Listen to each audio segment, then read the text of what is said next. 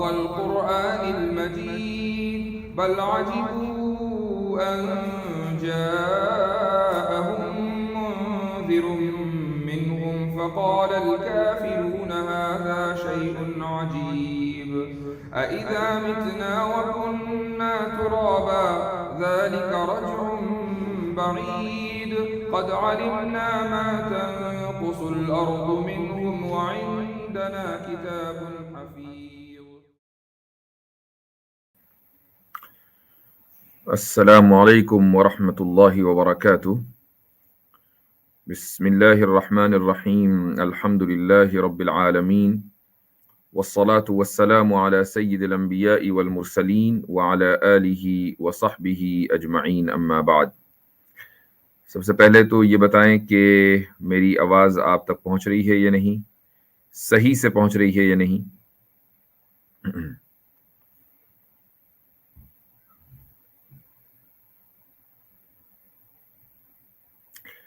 आपको अगर आवाज़ आ रही है तो ज़रा कंफर्म करें कमेंट्स में, बहुत बेहतर। जज़ाकुमुल्लाह खैरन। आज की जो स्ट्रीम है मंडे के दिन, ये कल की क़ज़ा है, संडे की क़ज़ा है। मैंने स्ट्रीम तो वैसे संडे ही को करने का इरादा किया था और स्केजुअल भी कर दी थी, आप लोगों ने देखा भी होगा। बिल्कुल लास्ट मिनट पर मुझको इसको पोस्टपोन करना पड़ा और उसकी कुछ ज़ाती वजूहात थी। बहरहाल, जब आप ने कई सारे काम अल्लाह ताला ने आपके ज़िम्मे कर रखे हों तो फिर बहुत सी चीज़ें अचानक इस तरह हो जाती हैं कि दूसरे कामों को आगे पीछे करना पड़ता है। तो खैर, आप में से कुछ लोगों ने इंतज़ार किया होगा, उसके लिए माज़रत। बहरहाल, आज की जो ये स्ट्रीम है ये कोई बहुत लंबी नहीं चलेगी और इंशाअल्लाह मैं समझता हूँ कि डेढ़ पौने 2 घंटे में इसको निपटा देंगे। और हमारी जो हमेशा की तरतीब होती है उसी तरतीब को हम फॉलो करेंगे और उस तरीके से कि पहले गैर मुस्लिम हजरात आएंगे और उसके बाद फिर हम कुछ देर मुसलमानों से गुफ्तगू करेंगे इंशाअल्लाह। तो मैं सबसे पहले तो बैक स्टेज पर हमारे साथ अबू तुराब हैं और इसी तरीके से एक्नॉलेज इस्लाम साहब हैं। इन सभी हजरात का इस्तकबाल करता हूँ। अस्सलाम वालेकुम वरहमतुल्लाहि वबरकातुहू। वालेकुम सलाम वरहमतुल्लाहि वबरकातुहू। मुफ्ती साहब, क्या हाल चाल है? आप ठीक है? अल्हम्दुलिल्लाह, आप सुनाए ठीक ठाक? अल्हम्दुलिल्लाह। ओके। तो कल किसी की स्ट्रीम हुई थी क्या हमारे वक्त पर? जी जी, मेरी हो गई थी कल, मैंने की अच्छा, थी। आपकी हो गई थी, चलें ठीक है, जी माशाअल्लाह। तो अबू तुराब साहब, आप आज कैडमिन हैं, एम्पायर हैं। जी, अस्सलाम वालेकुम मुफ्ती साहब। वालेकुम अस्सलाम वरहमतुल्लाह। जज़ाकल्लाह खैर। ठीक है जी जी, इंशाल्लाह। चलें इंशाअल्लाह शुरू करते हैं। तो मैं लिंक पब्लिक कर रहा हूं भाई, और ज़रा इसका ख्याल रखें कि मुसलमान ज़रा हाथ हल्का रखें और गैर मुस्लिमों को आने का मौका दें, और उसके बाद फिर आहिस्ता आहिस्ता आपको अंदाज़ा हो जाएगा, फिर इंशाअल्लाह मुसलमान आ सकते हैं। जज़ाकुमुल्लाह खैरन। और ये आपके सामने लिंक पहुंच रहा है, मैं उसको यूट्यूब पर भी पिन कर दूंगा। जो हजरात हमें फेसबुक पर या एक्स पर देख रहे हैं, तो उनसे गुजारिश है कि अगर वो शामिल होना चाहते हैं और लिंक उनको नहीं मिल रहा है, तो बेहतर ये है कि वो यूट्यूब पर आ जाएं और यूट्यूब की पर जो वीडियो है हमारे चैनल पर लाइव, उसमें नीचे कमेंट्स में ये लिंक आपको पिन मिल जाएगा इंशाअल्लाह। तो ये गया लिंक।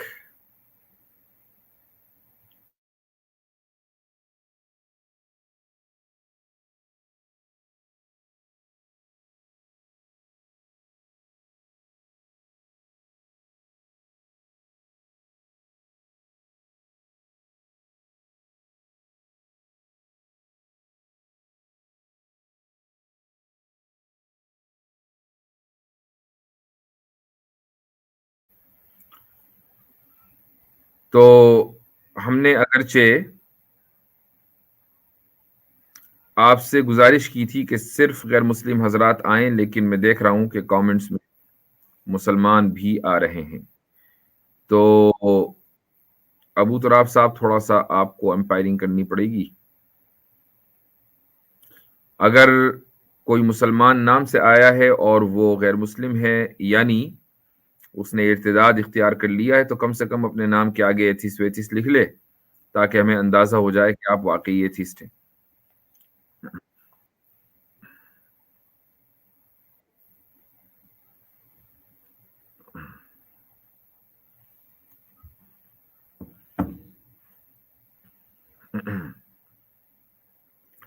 तो गुफ्तगू को शुरू करने के लिए मैं सैफ रहमान साहब आपको ऐड कर। जी भाई।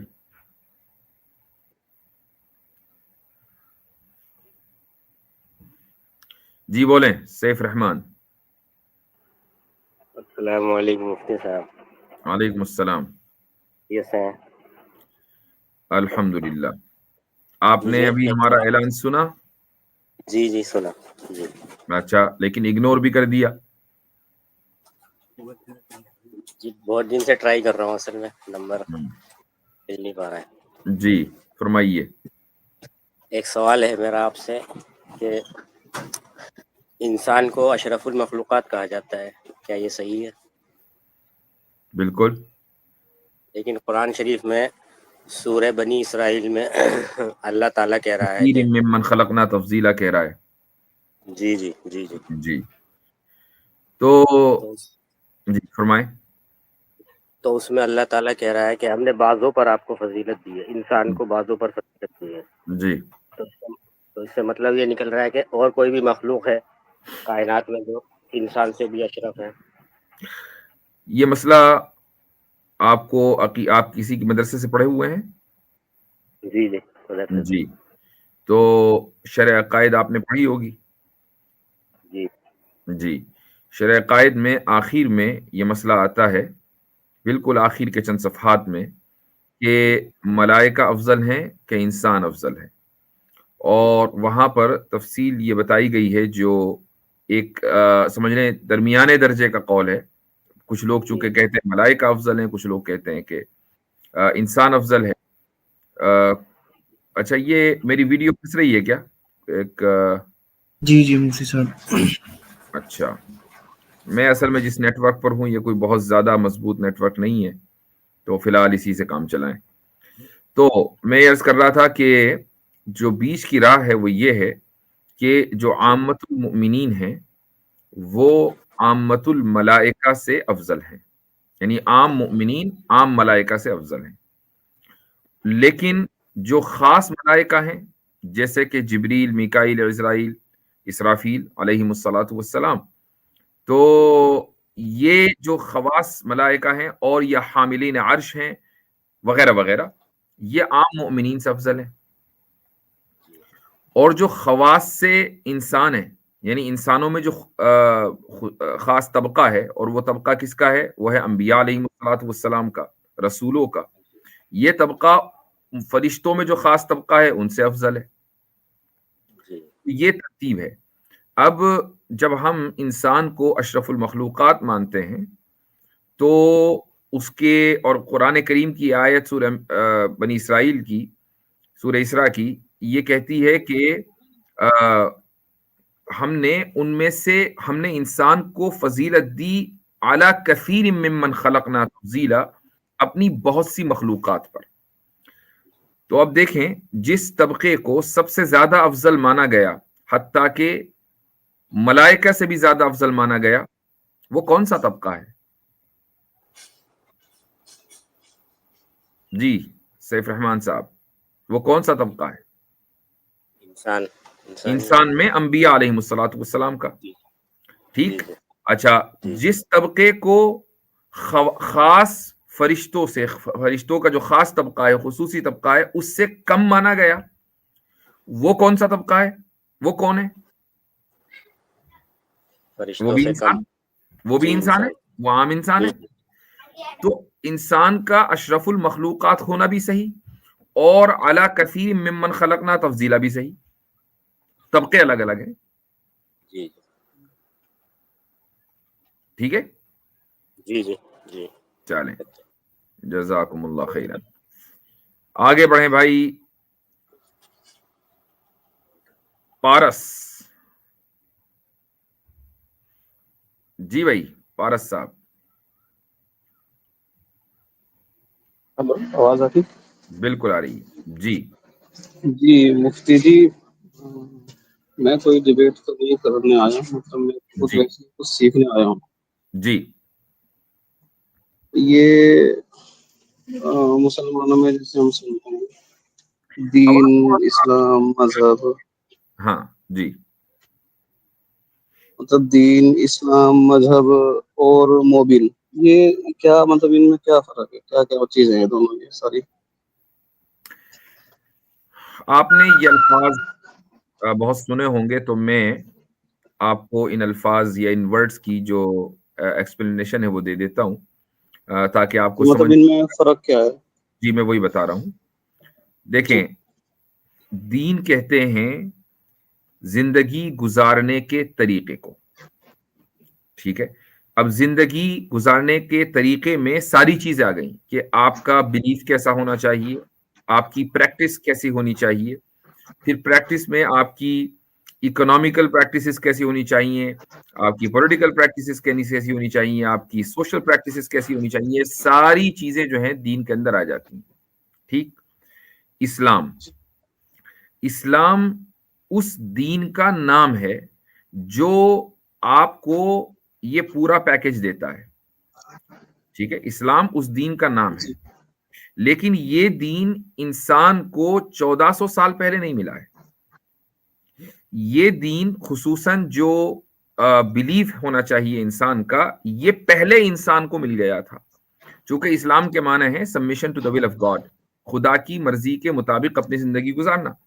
तो जो पहला इंसान इस दुनिया में आया, उसने अपनी जिंदगी खुदा की मर्जी के मुताबिक गुजारी, इसलिए हम उस पहले इंसान को भी मुसलमान कहते हैं और उसके दीन को भी इस्लाम कहते हैं। हाँ, कुछ चेंजेस होते रहे जरूरतों के मुताबिक। मसलन मेसोपोटामिया में जो प्रैक्टिकल जो लाइफ स्टाइल होगा वो कुछ दूसरा होगा, उसके मुताबिक जो गाइडलाइंस होंगी वो दूसरी होंगी, और रोम में दूसरी होंगी और इजिप्ट में दूसरी होंगी। तो जमाना बदलता रहा तो कुछ ना कुछ चेंजेस आते रहे, लेकिन जो बुनियादी सिस्टम ऑफ बिलीफ है वो बाकी रहा वैसा ही का वैसा ही। वो आज भी वैसा ही है, पहले इंसान को भी वैसे ही दिया गया था। तो अब आपने दीन और इस्लाम में तो फर्क ये समझ लिया। अब आ जाए मोमिन। मोमिन उस शख्स को कहते हैं जो इस दीन में यकीन रखता हो, ठीक है। वो मोमिन जरूरी नहीं है कि आज का ही मुसलमान हो। आज से 1400 साल पहले, मसलन 2000 साल पहले भी मोमिन थे। ये वो लोग थे जो हजरत ईसा अलैहिस्सलाम को मानते थे। 3000 साल पहले भी मोमिन थे। ये वो थे कि जो हजरत मूसा को मानते थे, वगैरह वगैरह। जी। और ये मजहब, मतलब इस्लाम और मजहब में क्या फर्क हो गया? मजहब उर्दू में अलग माना में इस्तेमाल होता है और अरबी में अलग माना में इस्तेमाल होता है। उर्दू में मजहब इस्तेमाल होता है धर्म के माना में, ठीक है भाई। आपका या रिलीजन के माना में कह लें कि आपका रिलीजन क्या है। तो उर्दू में पूछते भाई आपका मजहब क्या है, कोई कहता है जी मेरा मजहब क्रिश्चियनिटी है, कोई कहता है मेरा मजहब इस्लाम है, ठीक है। रिलीजन के माना में इस्तेमाल होता है, लेकिन अरबी में यही लफ्ज स्कूल ऑफ थॉट के माना में इस्तेमाल होता है। तो ये डिपेंड करता है कि आप किस कॉन्टेक्स्ट में बात कर रहे हैं। मतलब इस्लाम, कोई मतलब ये पूछे मजहब क्या है तो कहेगा मुसलमान के इस्लाम, एक ही बात है। वो ये कहेगा कि इस्लाम है, क्योंकि धर्म का नाम इस्लाम है और रिलीजन के लिए मजहब का लफ्ज इस्तेमाल होता है। तो मतलब आप कह रहे हैं कि पहला इंसान भी वो था, दीन दीन पे वाला, दीन बोलते हैं, बिल्कुल। यानी मोहम्मद साहब इस धर्म के, मतलब इस मजहब के फाउंडर नहीं है? बिल्कुल नहीं है। कौन है मतलब फिर? ये मजहब का कोई भी फाउंडर नहीं है, क्योंकि अगर मजहब का या किसी भी रिलीजन का कोई फाउंडर होगा तो वो रिलीजन इंसानी होगा। हम अगर ये कहते हैं कि इस्लाम खुदा की तरफ से या दीन खुदा की तरफ से इंसान को दिया गया एक मैसेज है, तो फिर इंसान कभी भी उसका फाउंडर नहीं हो सकता। इंसान उस धर्म को फैलाने वाला तो हो सकता है, लेकिन फाउंड नहीं कर सकता। तो इस धर्म को जिसको हम दीन कह रहे हैं, इस्लाम कह रहे हैं, ये खुदा का दिया हुआ है, जिसको पहले इंसान को भी वही दीन मिला और आखिरी इंसान को भी वही मिलेगा। हाँ, मोहम्मद सल्लल्लाहु अलैहि वसल्लम जितने भी पैगंबर आए हैं उनमें आखिरी पैगंबर है, आखिरी मैसेंजर है। एक शब्द आता है आजकल मीडिया में बहुत चलता है, वो कि मतलब जो मुसलमानों का एक अलग कानून है, क्या बोलते हैं, शरिया। शरिया। ये इसकी क्या डिटेल है? शरिया जो इस्लामी कानून है, इस्लामिक लॉ है, जो धर्म का लॉ है कि आपको ये करना है, ये नहीं करना। मिसाल के तौर पर आपके यहाँ मनुस्मृति है ना, तो मनुस्मृति में जी। ये बताया गया कि ऐसे करना है, वैसे नहीं करना है, जिंदगी इस तरीके से गुजारी जाएगी, ये चीज लीगल है, वो चीज लीगल नहीं है, वगैरह वगैरह। तो उस पूरे कोड ऑफ कंडक्ट को शरिया कहा जाता है। यानी इस्लाम का कानून है वो। जी हाँ, इस्लाम का जो कानून है उसको शरिया कहा जाएगा। मसलन शरीयत में ये भी है कि आप नमाज कैसे पढ़ेंगे। अब एक आदमी को आपने कभी, हो सकता है अपनी जिंदगी में किसी को देखा हो नमाज पढ़ते हुए कि हम हाथ उठाते हैं, फिर हाथ बांधते हैं, नीचे झुकते हैं, रुकू में जाते हैं, सजदा करते हैं। ये शरीयत का हिस्सा है, ये भी कानून में लिखा हुआ है कि नमाज ऐसे पढ़ी जाएगी, हज ऐसे किया जाएगा, रोजा ऐसे रखा जाएगा। मेरे ज्यादातर मित्र मुसलमान ही हैं, हम्म, तो उन्हीं से मैं सुनता रहता हूँ।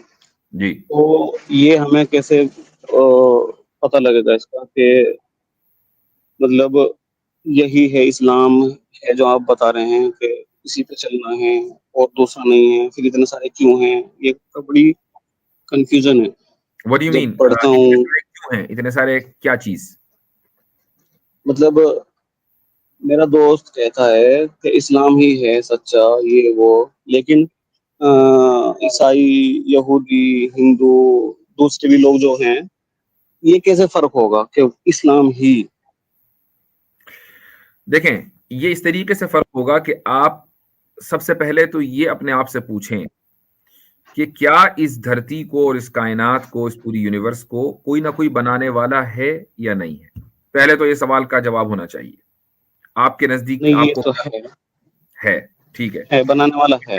अच्छा, जिसने इस कायनात को, इस यूनिवर्स को बनाया है, हमें और आपको बनाया है, क्या वो उसने हमें वैसे ही छोड़ दिया कि चलो भाई जाओ अपना जानवरों की तरह रहो, चरो, खाओ, पियो और मर जाओ, या ये कि कोई हमें गाइडलाइंस भी दी होंगी कि जिंदगी कैसे गुजारनी है? वो तो इंसान खुद जब तरक्की करता है खुद सीखता है ना। नहीं, ये कोई जरूरी नहीं है। अगर इंसान खुद सीखेगा तो क्या सीखेगा? क्योंकि जिंदगी का कोई ना कोई मकसद तो होना चाहिए। तो ये तो नहीं हो सकता कि जिंदगी आप गुजारें और मकसद कोई ना हो। मसलन मैं आपसे पूछूं कि जिंदगी का क्या मकसद हो सकता है? जिंदगी है लेकिन उसका क्या मकसद है? यही सबके साथ अच्छा व्यवहार करो, किसी को दुख ना दो, ये तो जिंदगी बाप गुजारने की का सेवा तरीका करो। हुआ। ये गुजारने का तरीका है, ये मकसद नहीं है।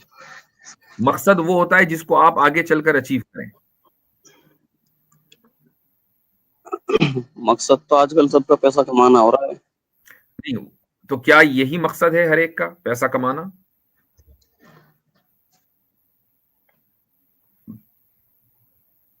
हर एक का तो नहीं पता, लेकिन नहीं, एक आइडियल ऑब्जेक्टिव जिंदगी का क्या पैसा कमाना होना चाहिए?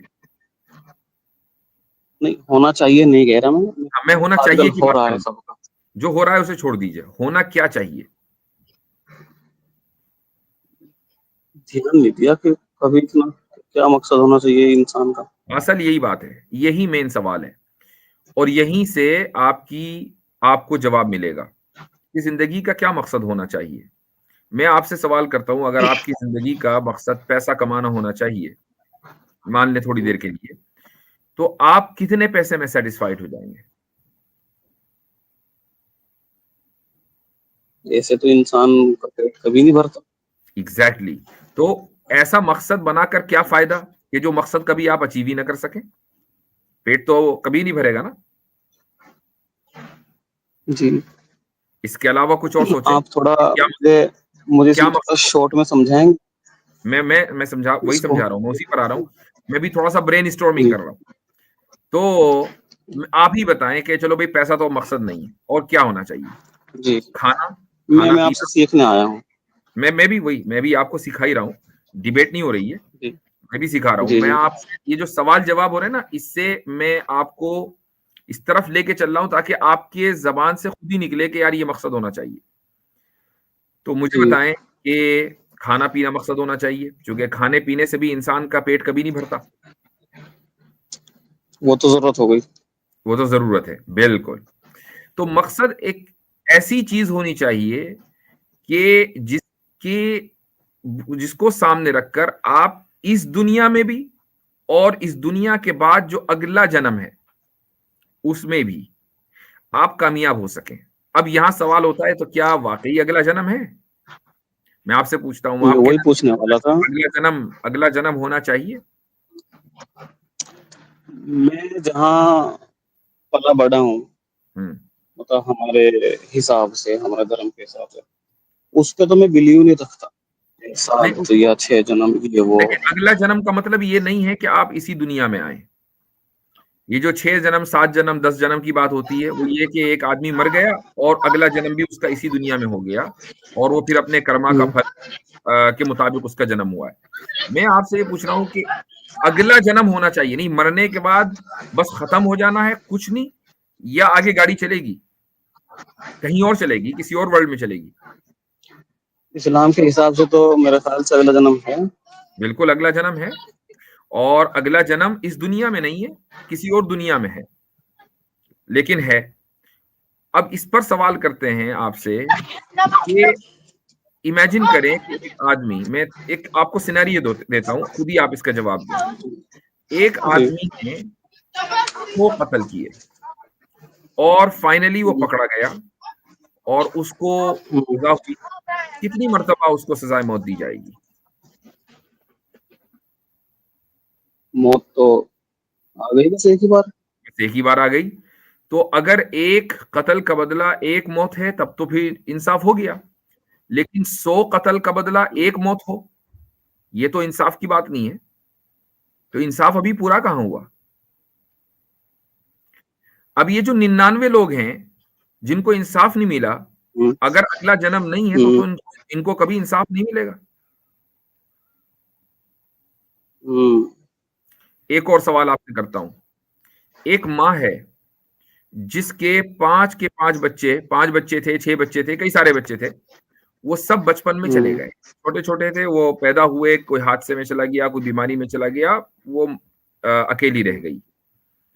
अब अगर आप उसको ये बताएं कि ये जो बच्चे तुम्हारे यहाँ हुए हैं और सब मर गए हैं, ये मिट्टी में मिल गए हैं या राख का ढेर बन गए हैं, और बस तुम्हें भी कुछ दिन के बाद मर जाना है, राख का ढेर बन जाना है, मुलाकात इनसे कभी नहीं होगी, ऐसी औरत को क्या आप बताएं कि वो कभी साइकोलॉजिकल ट्रॉमा से बाहर निकल पाएगी, मेंटल ट्रॉमा से?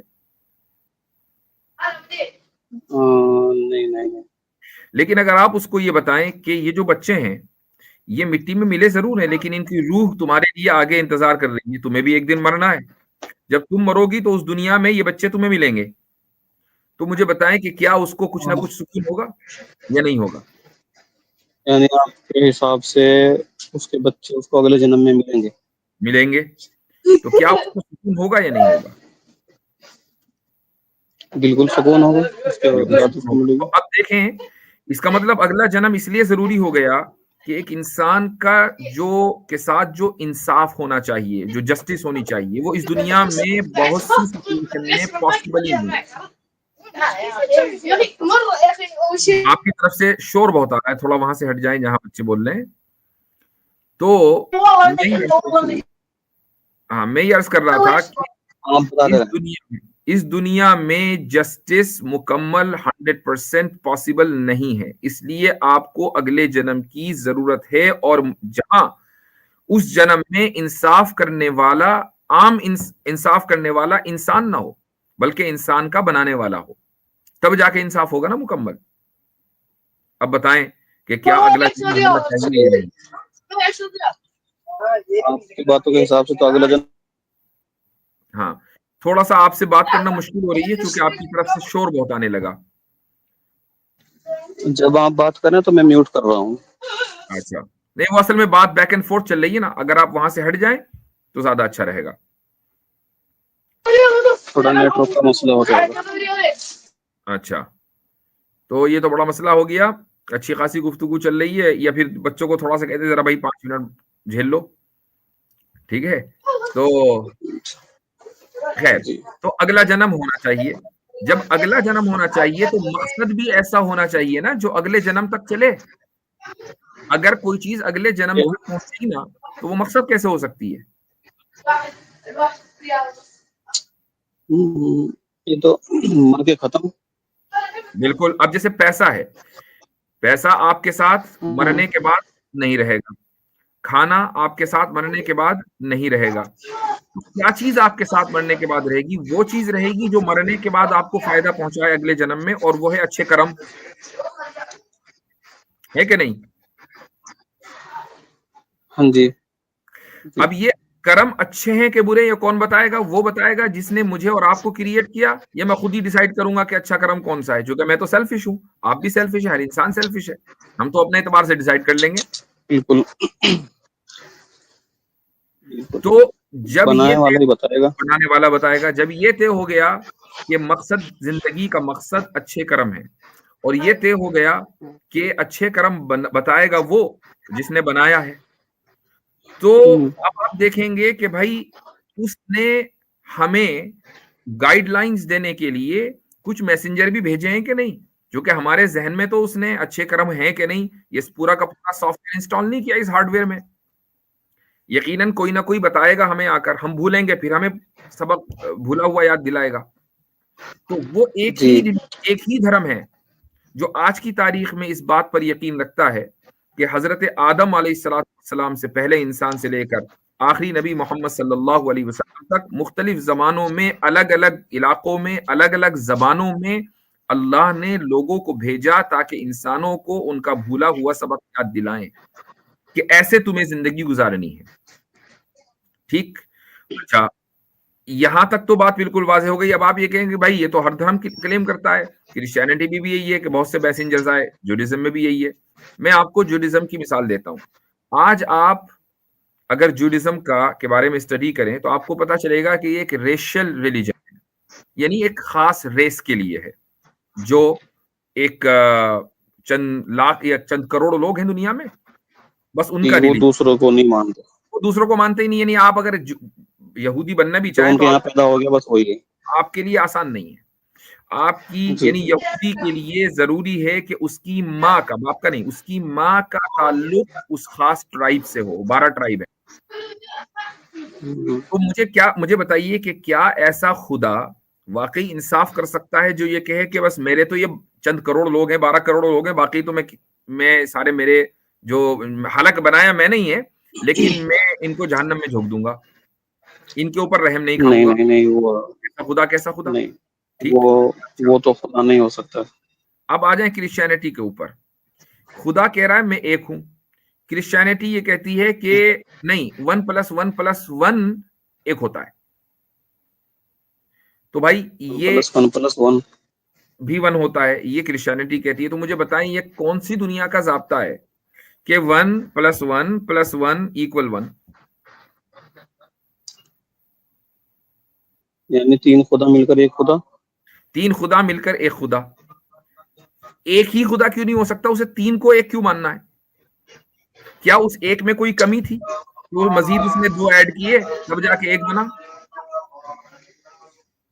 वो उनके हिसाब से कि वो खुदा का भेजा हुआ बेटा है, उनके उसके लिए आया था, तो अब मुझे बताएं कि उनको खुदा ने, गाइडेंस करने के लिए। हाँ, अब खुदा ने अपने बेटे को भेजा।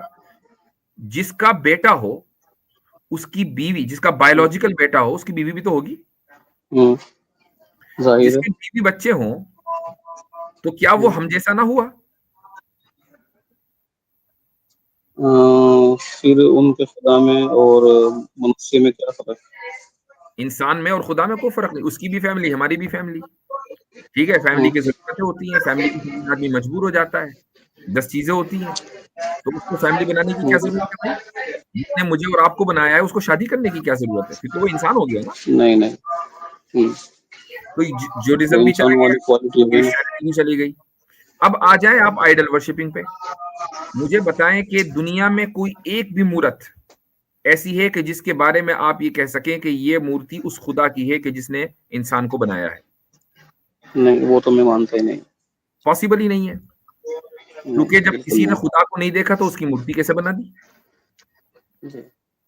तो आपके पास मेरे भाई दुनिया में एक ही ऑप्शन है जो क्लियरिटी के साथ आपको जिंदगी का मकसद बताता है और आपको ये बताता है कि खुदा कौन है, ये बताता है कि उसकी इबादत कैसे करनी है, ये बताता है हम्म, कि वो एक है और उसका कोई रूप नहीं है, उस जैसा कोई नहीं है, उसका कोई अवतार नहीं है हम्म। और उसने अपने मैसेंजर्स इंसान की हिदायत के लिए दुनिया के हर कोने में और हर जबान में भेजे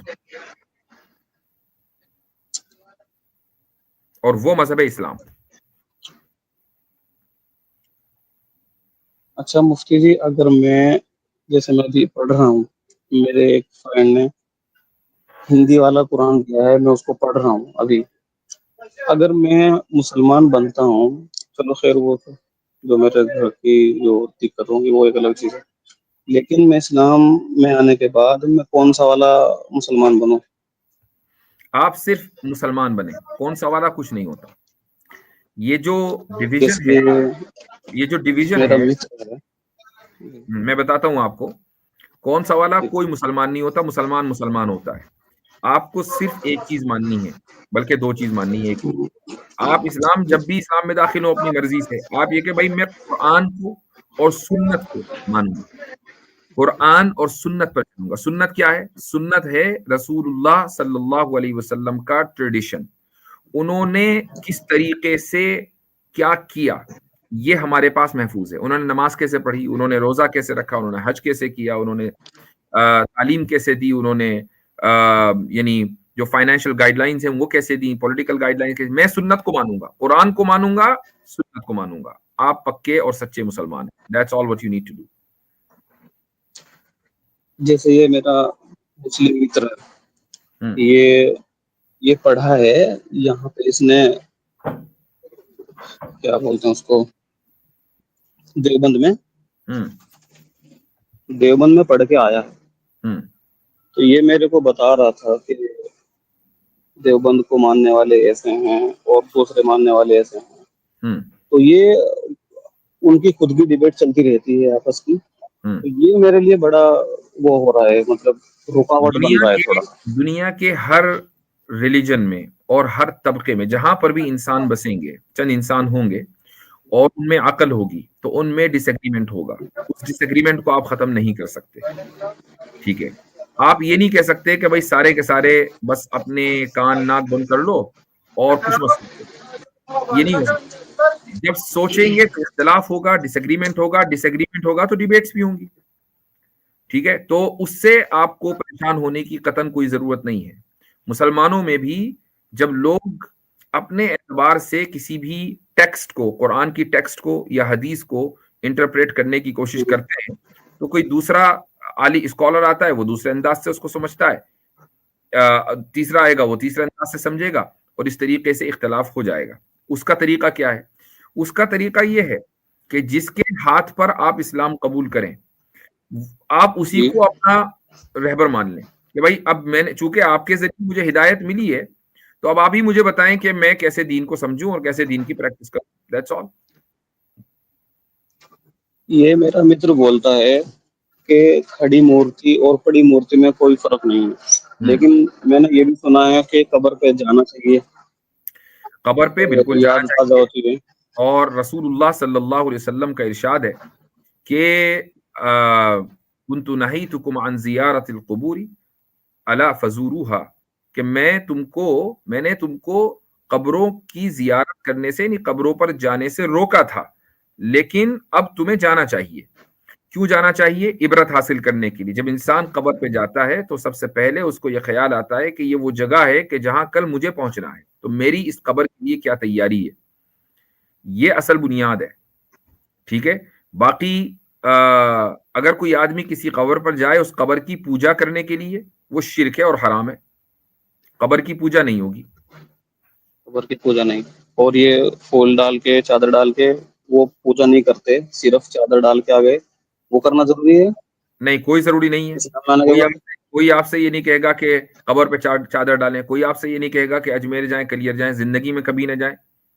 मसलन मैं आज तक कभी अजमेर नहीं गया, तो मैं नहीं समझता कि मेरे मुसलमान है, मैं नहीं समझता कि मेरे ईमान में कोई कमी आई है इस वजह से कि मैं अजमेर नहीं गया।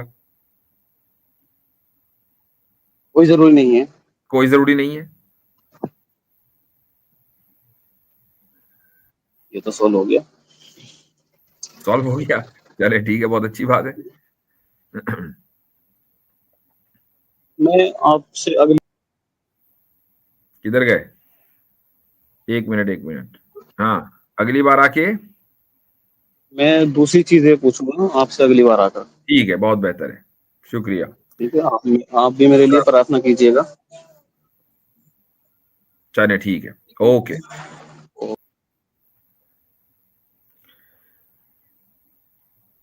चले भाई। बहुत कम मौके ऐसे होते हैं मुफ्ती साहब कि जब हमें असल दावत करने का मौका मिलता है, उनमें हाँ से एक बिल्कुल मौका ऐसा ये ही था। है, बिल्कुल ऐसा ही है।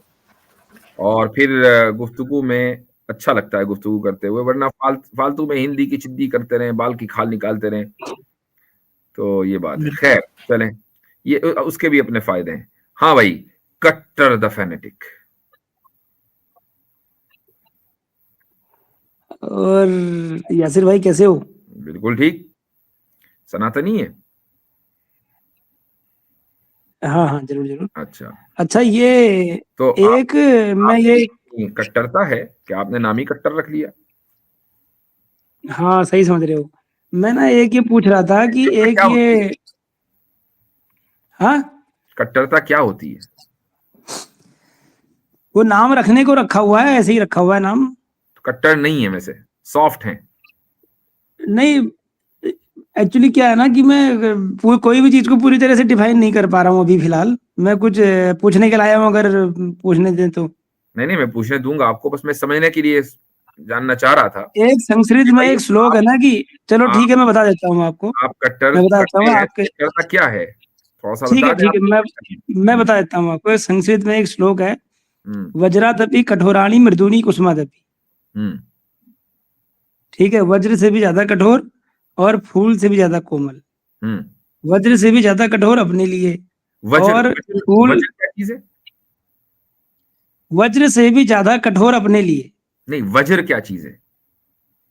वज्र ये चीज है कि एक बहुत बड़े पुराने ऋषि हुए थे, उनका नाम था दधीची। ओके। ठीक है, तो उन्होंने योग बल के द्वारा अपने शरीर को सुखा करके अपनी हड्डियों से जो है एक हथियार तैयार किया था, इसको वज्र कहते हैं। अच्छा, और उसको माना जाता है कि बहुत कठोर, बहुत ज्यादा, मतलब कि कठोर हथियार माना जाता है वो ओके, तो वज्र से ज्यादा कठोर अपने लिए, अपने लिए। और दूसरों के दूसरों लिए के लिए फूल से भी ज्यादा कोमल। फूल से भी ज्यादा कोमल। बहुत जबरदस्त, शानदार जी। ठीक हो गया। मुझे ये पूछना था, एक ये जो हिजाब वाला जो वाकया जो है, उसके बारे में कुछ बता पाएंगे कि हिजाब कैसे आया, क्यों आया, क्या उसकी कहानी है, अगर इन हिजाब शॉर्ट मुझे इंसान बता दो। की हिजाब इंसान की जरूरत है। इस पे और नहीं नहीं, हम्म वो नहीं पूछ रहा हूँ मैं, उसका जो जो कहानी है, उसकी जो कथा है, क्या कहता है? वही पूछना चाह रहा था, जो कहानी है उसकी। कुछ आपके जहन में हो तो बताएं, ताकि हमें कुछ याद आए। नहीं, जैसे लोग कहते हैं कि जो है कब जैसे कहते हैं ना कि जो इस्लाम के जो नियम कानून है वो एक समय पर नहीं आए, कई बार आप ही कहते हो, और हाँ, धीरे अलग धीरे अलग वो आते जाते रहे।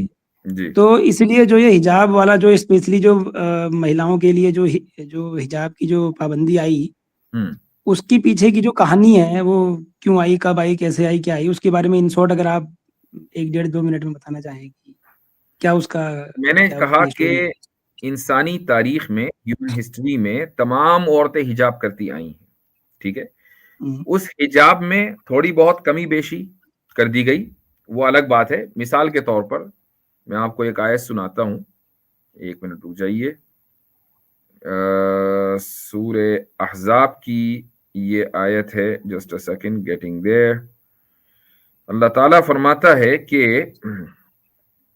या अय्युहन नबिय्यु, ए नबी, कुल्ली अज़वाजिका व बनातिका व निसाइल मुमिनीन युदनीना अलैहिन्न मिन जलाबीबिहिन, कि आप अपनी बीवियों को, अपनी बेटियों को और मुमिन औरतों को बता दें, कह दें कि वो अपने जुल्बाब अपने ऊपर यानी अपनी ओढ़नियां अपने ऊपर लटका लें। ठीक है, ज़ालिका अदना अन युरफ़ना फला युज़ैन, इस तरीके से वो पहचान में नहीं आएंगी और उनको तकलीफ नहीं दी जाएगी। तो होता यह था कि जब सुबह में बिल्कुल सूरज तुलू होने से पहले ये ख़वातीन उस ज़माने में, जैसे आज भी इंडिया पाकिस्तान का तो पता नहीं, लेकिन इंडिया के बहुत से गांव में हमने देखा कि वहाँ बाथरूम वगैरह की सहूलत नहीं होती है, तो खेतों में लोग अपनी ज़रूरत पूरी करने जाते हैं। तो मदीने में भी उस वक्त बिल्कुल इब्तदाई दिनों में ये सहूलत नहीं थी, तो ख़वातीन शुरू में बिल्कुल सूरज तुलू होने से पहले जाया करती थी। तो जो कुछ मुनाफिकीन थे वो परेशान करते थे, इसलिए ये हुक्म दे दिया गया। जी, तो हुक्म में क्या दिया कि अपना चेहरा ढक लो? अपना चेहरा ढकें। ओके, मतलब तो जो हिजाब जो पहना जाता है वो चेहरा ढकने के लिए पहना जाता है। जी हाँ, बिल्कुल। तो जो मुसलमान महिलाएं जो पहनती हैं, एक कपड़ा पहनती हैं काला ऊपर से लेके नीचे तक, और एक दूसरे किस्म का पहनती हैं कि जिसमें उनका खाली चेहरा ढका रहता है, तो हिजाब कौन सा वाला है? वो जो जिसको बुर्का निकाब। कहते हैं वो हिजाब है या क्या है? दोनों चीजें हिजाब का हिस्सा हैं। मिसाल के तौर पर आपको दूसरी आयत इस ताल्लुक से मिलेगी सूरे नूर में। सूरे नूर 18वें पारे में आती है, मैं भी आपको पढ़ के सुना देता हूं ताकि आपके सामने कॉन्सेप्ट क्लियर हो जाए। एक होता है निकाब, एक होता है हिजाब। निकाब हिजाब का हिस्सा है, उसका एक पार्ट है। तो तो नकाब निकाब तो चेहरा ढकने वाला हो गया ना? चेहरा ढकने वाला हुआ, और उसका एक पार्ट है हिजाब। ये समझ लें मॉडर्न स्टाइल है ना। यानी पहले जमाने में निकाब अलग से कुछ नहीं होता था, बस जो ओढ़नी है वो आगे तक, जिसे घूंघट निकालना कहते हैं, आपके यहाँ भी घूंघट निकाला जाता था, वही उससे चेहरा ढकते थे। तो कुरान में सूरह नूर की ये आयत नंबर 30 है, और बल्कि 31 पढ़ देता हूँ।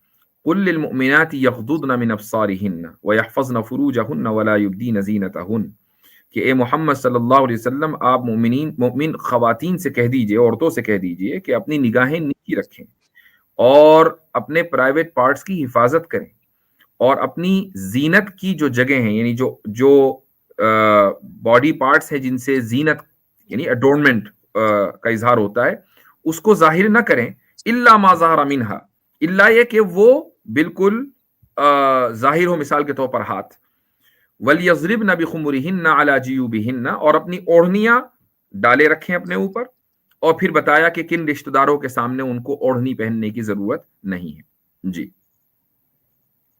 अच्छा, तो इसमें ये कि जैसे जो शरारती तत्व थे वो जो है महिलाओं को सुबह के समय जब वो अपना मतलब जो ये होता है ना, नित्य कर्म कहते हैं, हम्म, तो उसके लिए जा रही होती हैं, तो उनको वो चोरी छुपे देखते या उनको परेशान करते, तो उसके लिए आदेश ये हो गया कि महिलाएं अपना चेहरा ढक लें, हम्म, बुर्का पहन लें।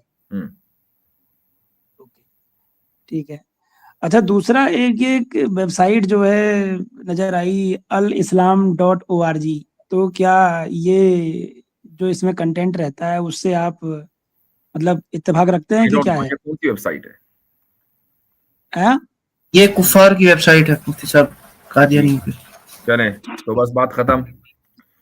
अच्छा अच्छा, ये मतलब आपके उसमें गलत है, मतलब जो है। हाँ, जैसा वो बता रहे हैं उसके एतबार से बिल्कुल गलत है। मैं इस वेबसाइट से वाकिफ नहीं। ओके ओके ओके, मतलब जो ये अबू हनीफा जो एक कोई आदमी थे, हम्म। तो उनका हवाला इसमें कुछ दिया गया है। हवाला तो तो हवाला तो अल्लाह का भी दिया गया होगा, रसूलुल्लाह सल्लल्लाहु अलैहि वसल्लम का भी दिया गया होगा, तो हवाले से क्या होता है? अगर एक काफिर यानी गैर मुस्लिम उस वेबसाइट को चला रहा है तो वो ट्रस्टवर्दी तो ना हुई ना, और प्रमोट कर रहा है इस्लाम को, तो ट्रस्टवर्दी कैसे होगी भाई? मतलब इसका मतलब है कि जो हवाला दिया होगा वो सबके घेरे में। वो गलत भी हो सकता है, मिस इंटरप्रिटेशन भी हो सकती है, मिस रिप्रेजेंटेशन भी हो सकती है, दसियों चीजें हो सकती हैं उसमें। अच्छा, चलो फिर तो, चलो ठीक है भाई, ठीक है, ओके। ठीक, चले। हम्म, चले भाई, अगले कोले क्या नाम है इनका? God father. ओहो। हम्म। हेलो जी। कैसे हैं?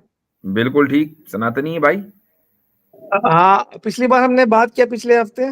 डॉक्टर साहब, डॉक्टर बात कर रहा हूँ मैं। अच्छा, डॉक्टर साहब हैं, डॉक्टर साहब हैं जी। कैसे हैं? ठीक है, बिल्कुल सब खैरियत? बिल्कुल बिल्कुल, अल्हम्दुलिल्लाह। हाँ, तो हमारा जो डिस्कशन है वो थोड़ा अधूरा रह गया था। वो जो वेजिटेरियनिज्म पर था। हाँ जी, हाँ जी, हाँ जी, वीगन पे। हम्म अच्छा अच्छा, जैसे मतलब कि कोई मुस्लिम वीगन रह सकता है, वीगन हो सकता है? कोई मुसलमान यकीनन बहुत से ऐसे हैं कि जो गोश्त नहीं खाते हैं, और इस्लाम गोश्त खाने के लिए का हुक्म नहीं देता है। लेकिन अगर वो ये कहें कि गोश्त खाना हराम है, ये गलत है। यानी नहीं नहीं, आप अपने तौर पे वीगन रहना चाहें, आपकी पर्सनल चॉइस है, दूसरों पर न थोपे। ये इस्लाम हाँ का नैरेटिव है। हाँ, मैं ये बता रहा हूँ कि जैसे बकरीद है, हम्म तो बकरीद पे क्या फिर जानवर को ज़िबा कर सकता है वीगन? अगर उसको खुद नहीं भी खाना है तब भी ज़िबा करे, गरीबों में तकसीम कर दे। नहीं, अगर करना ही नहीं उसको। अगर वो शख्स मालदार है जिसको ज़कात देनी है, तो उस पर कुर्बानी करना वाजिब है। सॉरी, समझा नहीं मैं, थोड़ा सा ये एक आदमी जिसको ज़कात देनी है, ज़कात तो समझते हैं? हाँ, टैक्स। टैक्स नहीं है, ज़कात टैक्स नहीं है। टैक्स जो है वो एक्ट ऑफ वर्शिप नहीं होता, लेकिन ज़कात एक्ट ऑफ वर्शिप है, यानी जिसमें आप कहने के दान देना, वो भी गरीबों को। ठीक है, ये ज़कात है 2.5%। अच्छा, हाँ, अच्छा, इंस्टेड ऑफ एनिमल को सैक्रिफाइस किए बिना मनी डोनेट कर सकता है? नहीं नहीं नहीं नहीं नहीं, नहीं, आप नहीं समझे। मैं ये कह हाँ रहा जी, हूं कि एक आदमी के ऊपर मान लीजिए दान देना जरूरी है, चूंकि वो मालदार है। हाँ ठीक, जी, तो इस उसी के ऊपर ये भी जरूरी है कि वो बकरीद के मौके पर कोई जानवर जिबा करे, मसलन वो बकरा नहीं जिबा करे। नहीं, जानवर ही क्यों करना है, जैसे कि सब्जी वगैरह दे दे। सब्जी कैसे जिबा होगी भाई?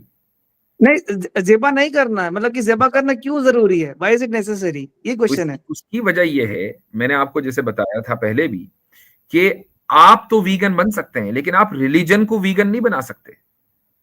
रिलीजन हाँ हर दौर के लिए आया है, हर कौम के लिए आया है। ये आपकी पर्सनल चॉइस हो सकती है कि आप जानवर को ज़िबा नहीं करना चाहते या गोश्त नहीं खाना चाहते, लेकिन आप रिलीजन को मजबूर नहीं कर सकते कि नहीं, क्योंकि मेरा माई वे और हाईवे, ये तरीका नहीं नहीं, गलत अच्छा वो नहीं कह रहा हूँ मैं, मुफ्ती साहब, इसमें इसमें ये नहीं एक कह बात रहा हूँ। क्लैरिफाई करना जरूरी है है। कि जैसे मतलब मुफ्ती साहब आप कह रहे हैं ना कि वीगन बन सकते हैं, तो एक इंसान अगर चाहे तो वो ये चीजें अपनी मतलब डाइटरी उसके अपने चॉइसेस हो सकते हैं, हाँ, लेकिन आइडियोलॉजिकली अगर वो वीगन बन जाए तो वो भी मतलब वही मना है, मैंने कहा मतलब वो कि अगर ये आप गोश्त खाने को हराम नहीं कह सकते हैं, वो आपकी नहीं, जाती गोश्त खाने को हराम नहीं कह रहा हूँ मैं आपका बात समझ गया, लेकिन आप मेरे बात समझ नहीं पा रहे हो। मैं जब आप एज ए वीगन वीगन मेरे भाई डॉक्टर साहब, वीगन जब आप ये कहेंगे कि गोश्त उसको कुर्बानी करनी क्यों है, वो कुर्बानी ना करे, तो फिर इसका मतलब ये है कि वो हाँ कुर्बानी को गलत समझ रहा है, तभी तो नहीं कर रहा। हाँ हाँ जी, हाँ जी, कुर्बानी को गलत समझ रहा है, मतलब जानवर को मारना गलत समझ रहा है। तो उसी को तो मैं कह रहा हूं कि आप जानवर के जिबा करने को, स्लाटर करने को गलत नहीं समझ सकते हैं इस्लाम में। ना तो खाएं, मत, दैट्स योर पर्सनल चॉइस। हाँ, तो मतलब कि ए वीगन कैन नॉट बी ए मुस्लिम। किसने कह दिया? वीगन का मतलब क्या होता है? जो वीगन का जानवर मतलब, मैं बताता हूँ, वीगन का मतलब है कि एनिमल्स को अननेसेसरी सफरिंग नहीं पहुंचाना है। हाँ, वीगन का फिलॉसफी ये है। अननेसेसरी सफरिंग नहीं पहुंचाना, नेसेसरी सफरिंग तो पहुंचा सकते हैं ना। हाँ, तो नेसेसरी कैसे हो गया किसी जानवर को मारना? तो फिर अच्छा, नेसेसरी सफरिंग की कोई मिसाल आप दे दें। हाँ, नेसेसरी सफरिंग जैसे आ गया, कोई आपको शेर मारने के लिए आ गया आपके हम्म, पास, आपके हम्म, ऊपर दौड़ गया, तो हम्म, आपको सेल्फ डिफेंस पे उसको मार दिया शेर को। अच्छा, ठीक है, ये हो गया। और दूसरा, जैसे आप कहीं तो मतलब इसमें कि इसमें इसमें जंगल, जानवर की क्या खसूसियत है? इसमें तो इंसान को भी मार सकते हैं आप। हाँ एग्जैक्टली एग्जैक्टली, मैं कह रहा हूँ। और एक तो फिर मिसाल तो देता हूँ, फिर तो फिर और एक मिसाल देता हूँ। एक मिनट, वीगन का ताल्लुक जानवर से है कि इंसान से? वीगन का ये है कि मतलब कि किसी को भी अननेसेसरी सफरिंग नहीं देना है, किसी को भी, इंक्लूडिंग ह्यूमंस एंड एनिमल्स। भाई, वीगनिज्म का ताल्लुक डाइट से है कि खाने नहीं पीने से, उसे मारने मारने कत्ल वतल वीगन, करने से? मैं आपको एक्सप्लेन कर देता हूँ पहले वीगन फिलोसफी को। हाँ, A vegan philosophy is about the animal rights and human rights both, अच्छा, कि दोनों को अननेसेसरी सफरिंग नहीं पहुंचाना है। हम्म, हमारे जो खाने पीने से हो, या फिर हमारे ड्रेस जो पहनते हैं, जैसे लेदर, मैं लेदर यूज नहीं करता हूँ, ना वूल यूज करता हूँ, हम्म, ना कोई मतलब कि एनिमल प्रोडक्ट्स जिससे मतलब कि घर पे यूज हो, वो कोई यूज नहीं करता एनिमल प्रोडक्ट्स कुछ भी। हम्म, तो वीगन का ये फिलॉसफी है। हम्म। तो एज मतलब कि तो इस्लाम के दायरे में तो वीगन तो फिर आउट ऑफ द क्वेश्चन हो गया फिर तो। अच्छा आप मैं कोई मतलब vegan- इसमें जी जी, go ahead. मतलब इसमें एक बात मैं इनसे पूछना चाहूंगा, गॉडफादर साहब आप ये हाँ जी, सब्जी वब्जी खाते होंगे, सब्जी फ्रूट्स वगैरह? हाँ हाँ हाँ, सब्जी खाता हूँ मैं। अच्छा, तो आपकी फिलॉसफी ये है कि जानवर को अननेसेसरीली नहीं मारना है ना? हाँ जी, हाँ जी, हाँ जी।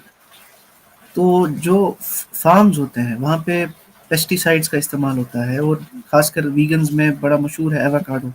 आपको पता है एवोकाडो की फार्मिंग के लिए कितने ज़्यादा जानवरों को, सॉरी इंसेक्ट्स को जो है वो मारना पड़ता है? मैं बताता हूँ इसमें, देखो एवोकाडोस किसके लिए प्रोड्यूस करते हैं? सिर्फ वीगन्स के लिए प्रोड्यूस नहीं होता एवोकाडो। नहीं एवोकाडो वो ठीक है, वर्ल्ड में मैं जितने कहता भी हूँ है, imagine vegans and imagine non कर वीगन्स लें, के लिए प्रोड्यूस है। नहीं इमेजिन कर लें कि पूरी दुनिया वीगन हो जाए, ठीक है, बट हाँ जी, स्टिल द ठीक है। क्वेश्चन रिमेन्स कि भाई आप हाँ, अपने तो देर फ्रूट्स को उगाने के लिए पेस्टिसाइड्स का इस्तेमाल कर रहे हैं, इंसेक्टिसाइड्स का इस्तेमाल कर रहे हैं। वो तो मतलब कि वीगन जब हो जाएगा तभी भी यूज करेंगे, अभी भी यूज कर रहे हैं।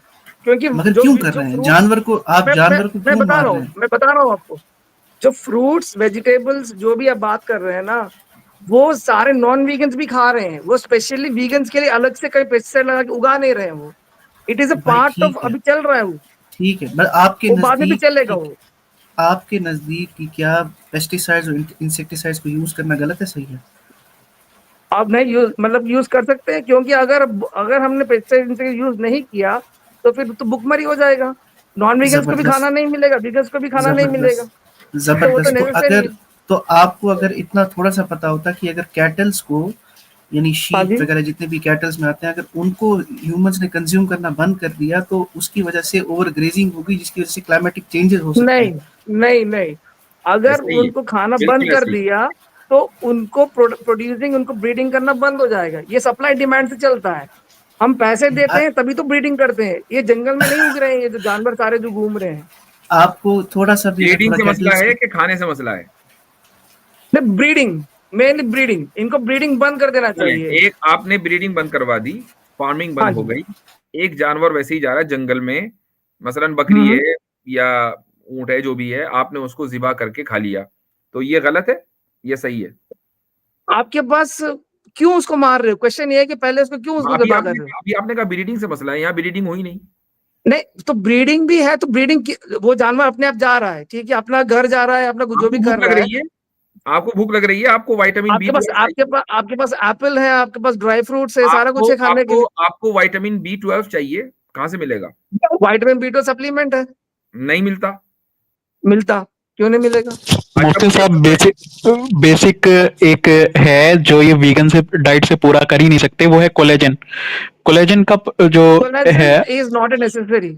आप गूगल कर लीजिए, कोलेजन भी collagen is not an collagen essential भी न्यूट्रिएंट। मैंने कोलेजन भी गूगल आपको कर सप्लीमेंट ही करना पड़ेगा। लेट्स डू नहीं गूगल भाई, गूगल आस्क नहीं, गूगल सर। हाँ तो चलें इसी से हाँ करते हाँ, हैं। ठीक है ठीक है ठीक है। जी, मैंने अभी आपसे कहा विटामिन B12, B12, हाँ। Vitamin B12 source.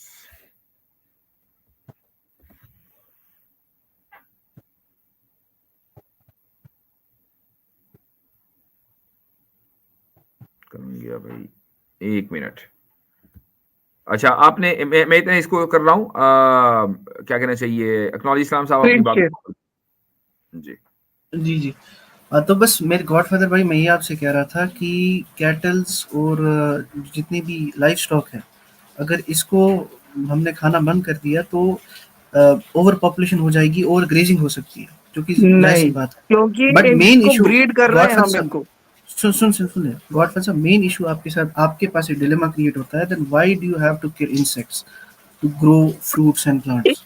देखो इंसेक्ट्स, मैं बताता हूँ, जैसे आपके सामने एक चींटी नीचे से चल रहा है, तो आप जाके जानबूझ के उसके ऊपर पैर लगा के मार रहे हैं, तो फिर वो गलत है। नहीं आप तो जो इंसेक्ट जो है, जो प्लांट सुन ले, जो प्लांट्स और फ्रूट फार्म्स होते हैं वो उनके लिए नेचुरल इकोसिस्टम है। नहीं, इकोसिस्टम उनके लिए नेचुरल, क्योंकि हम जो फार्म से सारा ग्रो कर रहे हैं, ये नेचुरल नहीं है। ये हाइब्रिडाइज क्रॉप से ये सारे, ये नहीं नेचुरली ऐसा बात ग्रो नहीं होता, ये बात अननेचुरल है बात ये। बात एक ही होगी कि आपकी जितनी भी इस वक्त वेजिटेबल्स हैं, they can not grow without insecticides और पेस्टिसाइड्स।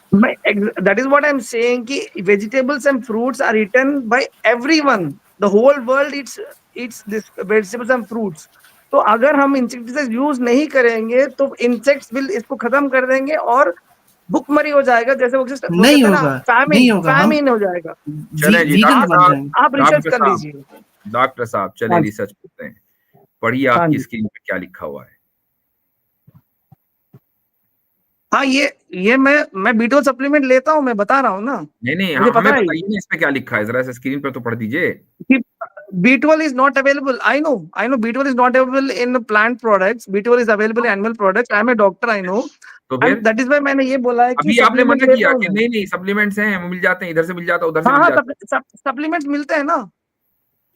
मैं ये कह रहा हूं कि एक अभी आप ये कह रहे हैं कि प्लांट प्रोडक्ट्स में B12 नहीं होता है, B12 नहीं है, और नहीं है। तो फिर इसका मतलब आपको क्या चाहिए? एनिमल सप्लीमेंट फूड लेना चाहिए, पड़ेगा। एनिमल फूड चाहिए B12 ना, सप्लीमेंट नहीं एनिमल फूड। B12 के टैबलेट सप्लीमेंट मतलब टैबलेट। I understand.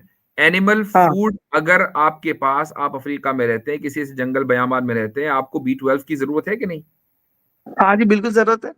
तो वहां तो आपकी फार्मेसी है नहीं जो सप्लीमेंट आपको देगी, और जो सप्लीमेंट होंगे, हाँ, जो तो भी टैबलेट होगी वो प्रोसेस्ड होगी कि नहीं होगी? अग- क्या वो अगर आप एज अगर आप हेल्थी मुझे होगी जो एनिमल का जो प्रोडक्ट है बराबर आप होंगे मुझे दोनों? जवाब देने देते तो मैं पहले ही नेचुरल बता देता ये नेचुरल चीज। और प्रोसेस्ड में पहले ही बात हो चुकी पिछले हफ्ते, जमीन आसमान का फर्क है।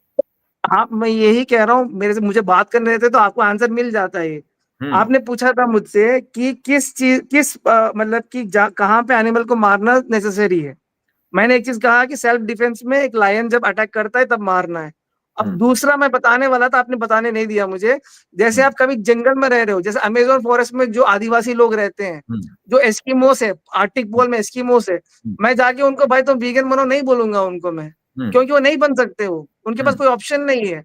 मैं ओके। इनको कह रहा हूँ जो मतलब कि जैसे आप और मेरे जैसे हैं, जिनको घर के दो दो चलिए, शॉप में वहां पे सप्लीमेंट मिल जाता है, मुझे एक बात उनके लिए मैं बताइए, बता रहा हूँ। मुझे एक बात बताइए, जो सप्लीमेंट और नेचुरल जो फूड है, दोनों के दरमियान आप बिल्कुल दोनों को B12 बराबर समझते हैं? प्रोसेस्ड अब फूड आप को बी आप नेचुरल फूड के बराबर समझते हैं या उससे कमतर समझते हैं? ये बात पिछली मरतबा एक भी हो सेकंड, चुकी है बाय द वे।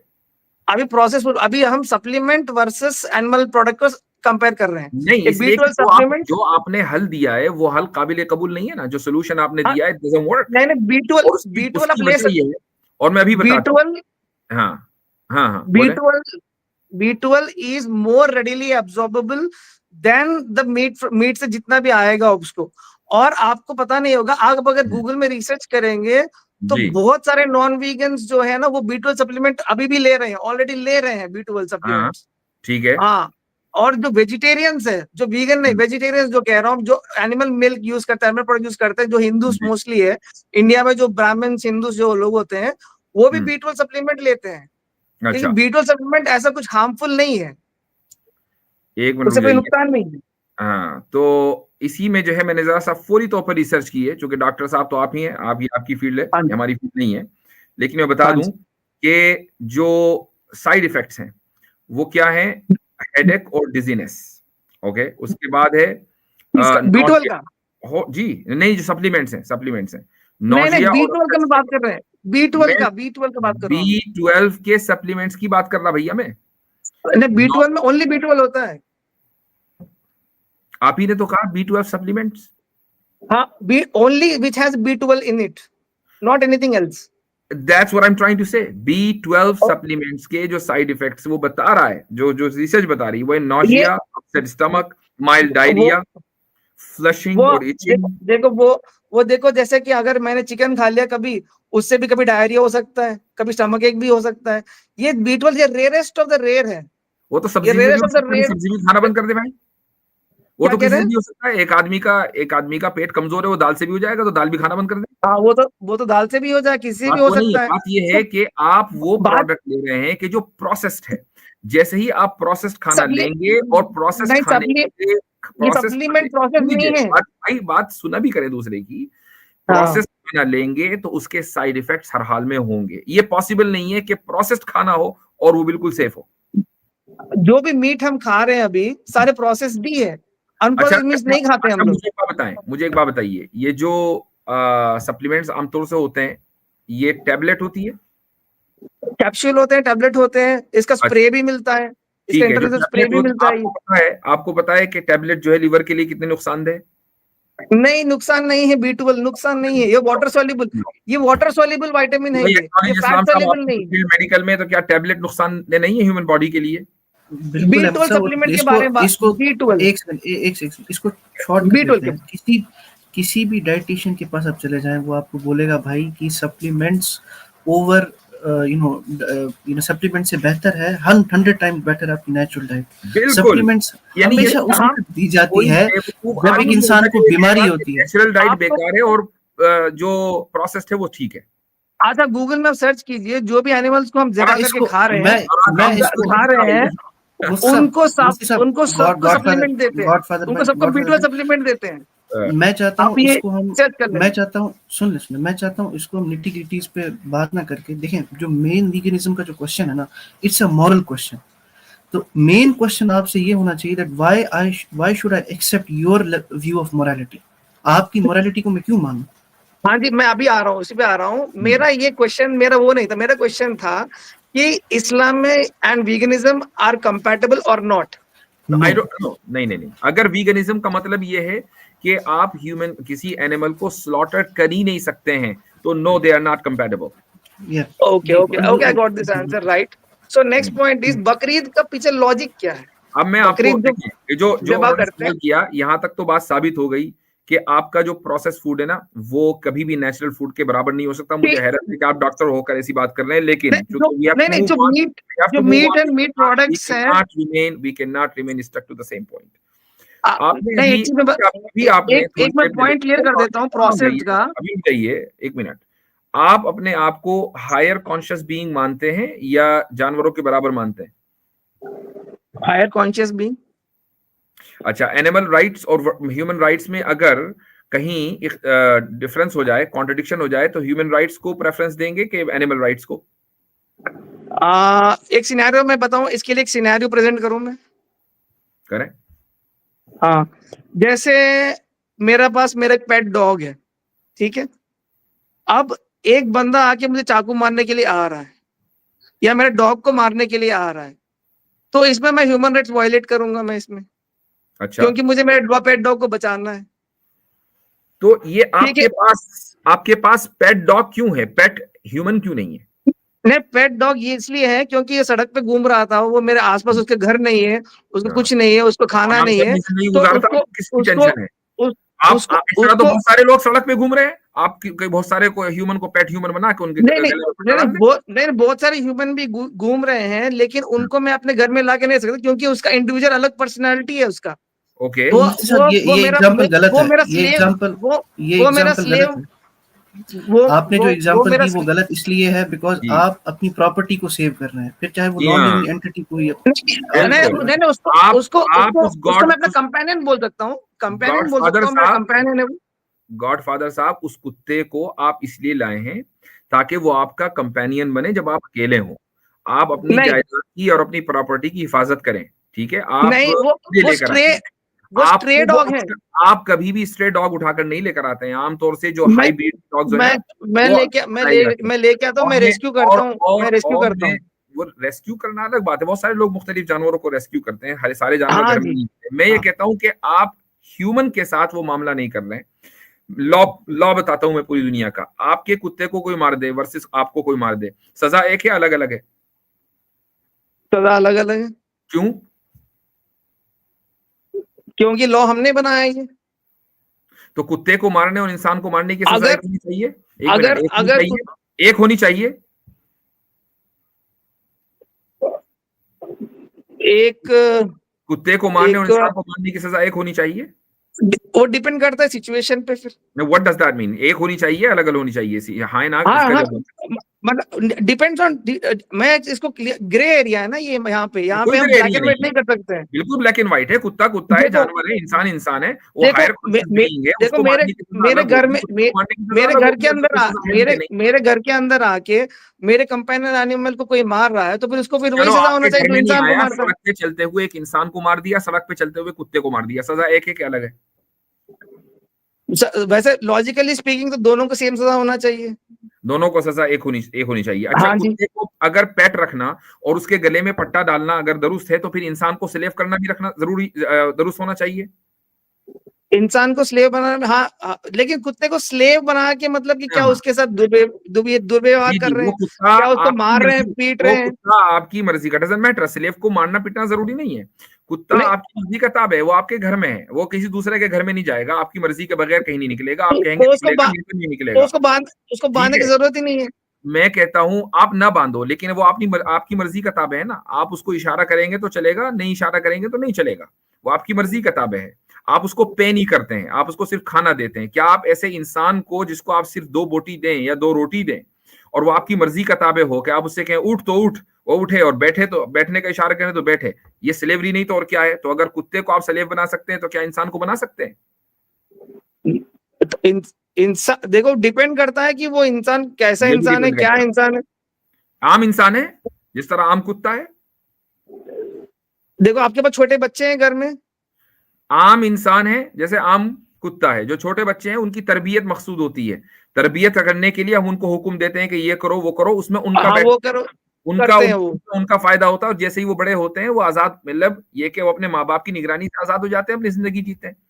लेकिन स्लेव्स जो है, कुत्ता बड़ा होने के बाद ऐसा नहीं है कि भाई अब आप जो है ना कुत्ते से जीब्रा बन गए, अब आप आराम से जंगल जाएं, ऐसा नहीं है। कुत्ता कुत्ता रहता है, वही उसी हाल में मरता है। ये भी डिपेंड करता है ना किसी कि वो चीज पे अगर डिपेंड नहीं करता। ये सिर्फ इस बात पे डिपेंड करता है कि veganism is a corrupt illogical philosophy. नहीं, तो आप किस बेसिस पे कह रहे हैं? आप इतने सारे एग्जांपल दे दिए, आप किसी भी बात का जवाब नहीं देते। मुफ्ती साहब मजे की बात ये मैंने है दे जो तो आपने दिया अभी जवाब एग्जांपल सुने, मजे की बात मुफ्ती साहब ये है जो आपने एग्जांपल दी ना अभी कुत्ते वाली इंसान, आप बदकिस्मती से मार्केट में ऐसे लोग भी आ गए हैं जो कुत्ते बन जाते हैं, अगर वो खासकर भी है। जर्मनी में। जी जी, तो मुझे बताएं कि क्या किसी इंसान का कुत्ता बनना दुरुस्त है? मतलब कैसे बनते हैं, मतलब कि ये आप सिनेरियो बताए ना, सिनेरियो दीजिए ना, वो ये कह रहा है कैसे मैं, कुत्ते बन जाएगा? वो ये कह रहा है, बिल्कुल वो ये कह रहा है कि मुझे कुत्ते वाली फील आ रही है उसको। गॉडफादर साहब जाके सर्च करें अगर वो ट्रांस कुत्ता बनना स्पीशीज है के तो बारे बनने में। दीजिए ना, उसमें नहीं, हम क्या दखलंदाजी करेंगे? हम कौन सा कुछ कह रहे हैं, हमें क्या जर्मनी जाना है? हम ये पूछ रहे हैं कि मॉरली ठीक है कि नहीं। अरे जिसको बन रहा है बनने दो ना, हमें क्या मतलब है उससे? मॉरली ठीक है कि नहीं? तो और किसी का नुकसान हो रहा है तो मोरली गलत है, किसी का मॉरली नुकसान नहीं है तो मैं बता रहा हूँ ना, मॉरली हाँ, किसी का नुकसान अगर वो कर रहा है तो मोरली गलत है। अगर किसी का नुकसान नहीं हो रहा है तो अपने हिसाब से कुत्ते की तरह भौंकते हुए जा रहा है तो जाने दो उसको, कोई नुकसान अच्छा नहीं है, यानी मोरली यानी ठीक है। यानी मॉरली बिल्कुल ठीक है एक इंसान का कुत्ता बिल्ली बनना, no tension. If they don't harm others. आपके नजदीक मोरालिटी की बुनियाद अगर सिर्फ हार्म है, अगर कोई चीज हार्मफुल नहीं है, अगर वो ग्रोस है, तो वो मोरल या इमोरल नहीं हो सकती। अब अगर वो डिफाइन ग्रोस, करना पड़ेगा, ग्रोस डिफाइन करना पड़ेगा आपको, ग्रोस क्या है? मिसाल के तौर पे मैं एक मिसाल बताता हूं। आप पब्लिक में नंगे चले जा रहे हैं, किसी को ठीक है, नुकसान नहीं पहुंचा रहे हैं, मोरल है कि immoral? Depends on the society which you live. सब लोगों ने कपड़े पहन रखे हैं, आप ही नंगे हैं, तो इमोरल है फिर तो वहां पे। वो तो नुकसान नहीं पहुंचा रहा किसी को भाई, उसकी बॉडी उसकी मर्जी। लॉजिकली तो होना चाहिए, कोई मतलब कि मोरली हो गई ओके होना चाहिए लॉजिकली। अगर देखो सारे नहीं मोरली तो ओके होना चाहिए, क्योंकि देख मैं बताता अभी हूँ, आपने कहा मैं गलत बताता हूँ, और अभी कह रहे मोरली ओके होना चाहिए। उस सोसाइटी के लिए, उस सोसाइटी के लिए वो इमोरल है, उस सोसाइटी के लिए जो कपड़े पहने तो हैं इसका मतलब ये सोसाइटी हुआ के कि लिए। मोरालिटी हार्म के ऊपर डिपेंड नहीं करती है। बहुत सी चीजें जो हार्मफुल नहीं होती हैं वो भी इमोरल हो सकती हैं। अब फिर मुफ्ती साहब इनके हिसाब से देखा जाए हाँ। अगर कोई सोसाइटी जो है नॉन वेज है, यानी उस सोसाइटी में सिर्फ नॉन वेजिटेरियंस है, फिर आपका वीगन होना इमोरल है? सही बात है ये भी बात सही है। वीगन होना इमोरल क्या, फिर आपका इसका बेसिस तो बताया ना, इमोरल कैसे हुआ ये? तो फिर नंगे चलना भी फिर इमोरल नहीं है भाई, उस सोसाइटी में नहीं इमोरल नहीं है वो सोसाइटी, लोग उसको इमोरल के जैसे आप मुझे इमोरल नजरिए से देख रहे तो हैं। इसका मतलब ये हुआ कि सोसाइटी डिसाइड करती है मोरालिटी, डॉक्टर साहब, साइंस डिसाइड नहीं करती है। अगर सोसाइटी डिसाइड करती है ना, तो दुनिया में अक्सरियत जहां गोश्त खाने वालों की है, वहां तो आप सबसे बड़े इमोरल है। नहीं मतलब कि अगर वो लोग सोचेंगे तो उनकी तरफ उनको लगेगा कि मैं इमोरल हूँ, बट तो लेकिन लॉजिकली हम साइंटिफिकली देखेंगे तो मैं मोरल हूँ। तो अच्छा अभी मोरालिटी की बुनियाद तो साइंस है ही नहीं ना, साइंस तो मोरालिटी डिसाइड ही नहीं करती। साइंस की बात ही नहीं कर रहे हैं। कब से मोरालिटी डिसाइड करना शुरू किया? सोसाइटी करती है। साइंस के बारे में बात नहीं कर रहा है ना अभी आपने कहा बात कर रहे हैं। नहीं मैं तो मोरालिटी ना तो साइंस से डिसाइड होता है या ना किसी और चीज से, ये डिसाइड करती है सोसाइटी, करती है कि नहीं?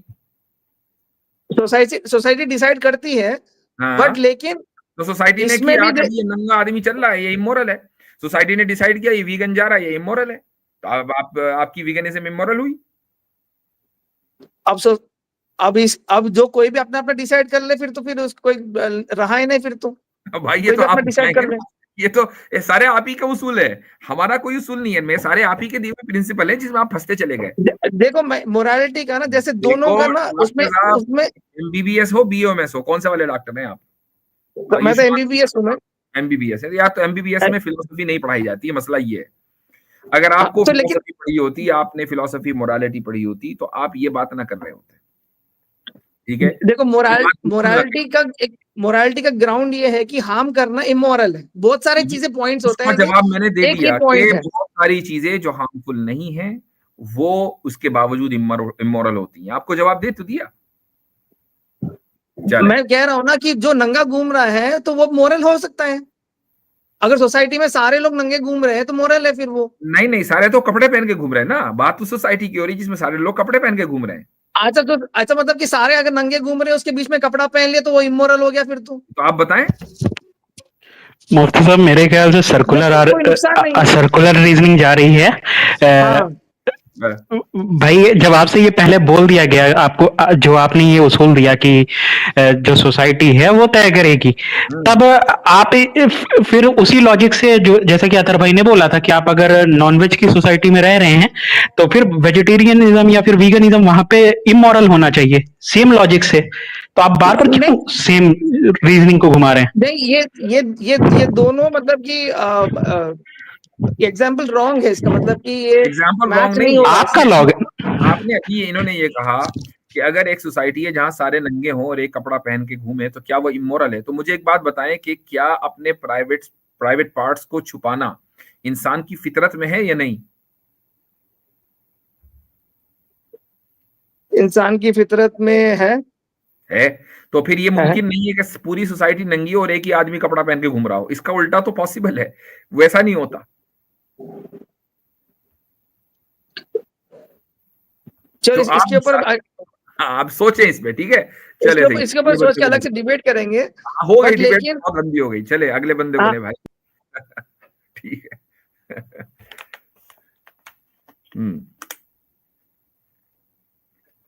डॉक्टर साहब अगर अपने क्लिनिक का पता भी लिख देते तो अच्छा रहता।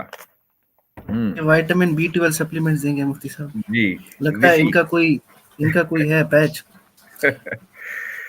जी भाई ऋषि साहब क्या हाल चाल है? जी सलाम वालेकुम मुफ्ती साहब। सलाम, ठीक ठाक जी मैं बिल्कुल ठीक हूँ। आप कैसे हैं? खैरियत से सब? बिल्कुल सही जी। पर मैं आपकी सुन रहा था डिस्कशन, तो एक चीज तो कह सकते हैं कि लाइक इस्लाम में मतलब सेमी वेजिटेरियनिज्म की तो गुंजाइश है ना? आई डोंट नो सेमी वेजिटेरियनिज्म मतलब मीट मतलब कभी कभी खाया जाए, यही है इस्लाम का। बिल्कुल। आप भाई डाइटरी रिस्ट्रिक्शन सिर्फ ये है इस्लाम में, आप हलाल खाएं और हराम ना खाएं। अब उस हलाल में आप सब्जी खाएं, दाल खाएं, आप पूरी जिंदगी मीट ना खाएं, डजंट मैटर। लेकिन मैंने ये सुना है कि हजरत उमर ने कहा था कि मतलब मीट में शराब की तरह लाइक एडिक्टिवनेस है, इसीलिए उससे मतलब कम खाया जाए। ऐसी कोई रिवायत मिलती है? मेरे इल्म में ऐसी कोई रिवायत नहीं है, लेकिन बहुत सारे खाने एडिक्टिव होते हैं, लेकिन एडिक्टिवनेस होने की वजह से वो खाने हराम नहीं होते हैं। आपको कोई चीज अच्छी लगी, शुगर में कितना एडिक्शन होता है, तब शुगर हराम कोई होगी? और लाइक डेली मीट खाने पर भी बैन था खिलाफत राशिदा में, ऐसा आई कुछ डोंट है, थिंक सो, ऐसी कोई रवायत है? ऐसा कुछ नहीं है, मेरे इल्म में ऐसी कोई बात नहीं है, ये इट्स न्यूज़ फॉर मी। अच्छा नहीं, मैंने कुछ वेबसाइट्स में पढ़ा है कि हजरत उमर ने हर रोज मीट कुक करने को बैन किया था। अब ये कितना सही है कितना गलत, I don't know. It's hard to believe, लेकिन बहरहाल ऐसा कुछ नहीं, कुरान में हदीस में ऐसी कोई चीज नहीं मिलती है। और हजरत उमर ये कहें कि भाई रोजाना ये नहीं खाना वो नहीं खाना, तो हाँ अपनी हेल्थ को सामने रखना है। अगर आपको लगता है कि गोश्त एक दिन भी खाने से आपकी हेल्थ को नुकसान है तो गोश्त खाना दुरुस्त नहीं होगा। Because I think like Muhammad साहब भी काफी मतलब कम ही खाते थे मीट, ये सही है? देखें एक चीज ये भी है कि मीट खाना जो है ना वो लग्जरी उस वक्त भी थी और आज भी है, यानी ये लग्जरी आइटम में आ गया है। तो चूंकि आपको एनिमल सेक्रीफाइस करना है उसके लिए, ये उस दौर की बात है कि जब बकरियां ज्यादा नहीं थी और जो कैमल्स थे वो सवारी के तौर पर इस्तेमाल होते थे, तो उनको जिबा करने का मतलब क्या है कि आपकी सवारी गई, फिर आप सफर कैसे करेंगे। तो एनिमल खाना हमेशा लग्जरी रहा है, इसलिए ऐसा कहीं साबित नहीं है। आप सल्लल्लाहु अलैहि वसल्लम की जिंदगी तो इस तरीके से गुजरी है कि एक दिन खाना खाते थे दूसरे दिन नहीं खाते थे, और कभी सिर्फ खजूरी खाते थे, सबसे ज्यादा खजूरी में उस जमाने में मुहैया थी। तो गोश्त रोजाना खाते हो इसका कोई सबूत नहीं है, बल्कि ये इसका उल्टा साबित है। Yeah, so he was kind of semi-vegetarian. नहीं, मतलब कभी कभी वेजिटेरियनिज्म जो है ना एक फिलॉसफी है। आप ये कह सकते हैं कि उस जमाने के लोग डाइटरी चॉइसेस में गोश्त उनके यहाँ प्रायोरिटी पे नहीं आता था। ऐसा नहीं कि रोजाना गोश्त खा रहे हों, ऐसा नहीं होता था। आप ये तो कह सकते हैं, आप उनको वेजिटेरियन या सेमी वेजिटेरियन वाले टैग नहीं दे सकते हैं। और एक बार किसी ने कोई चींटियों को जला दिया था तो उस पर भी उन्होंने कहा था कि ये गलत है। हाँ, लाइक जानवर को जलाने से आप सल्लल्लाहु अलैहि वसल्लम ने मना किया है। और मतलब बेवजह कत्ल करने से भी, कि जो भी मतलब उनको टॉर्चर करेगा, हाँ, टॉर्चर करने से मना किया है। इस तरह की हदीसें हैं कि एक औरत के जो बहुत ज्यादा गुनहगार थी, अल्लाह के ऊपर ईमान रखती थी, और यह हदीस में है कि उसने एक बिल्ली के साथ अच्छा मामला किया तो अल्लाह ताला ने इस वजह से उसको बख्श दिया कि बिल्ली के साथ उसने रहमदिली का मामला किया।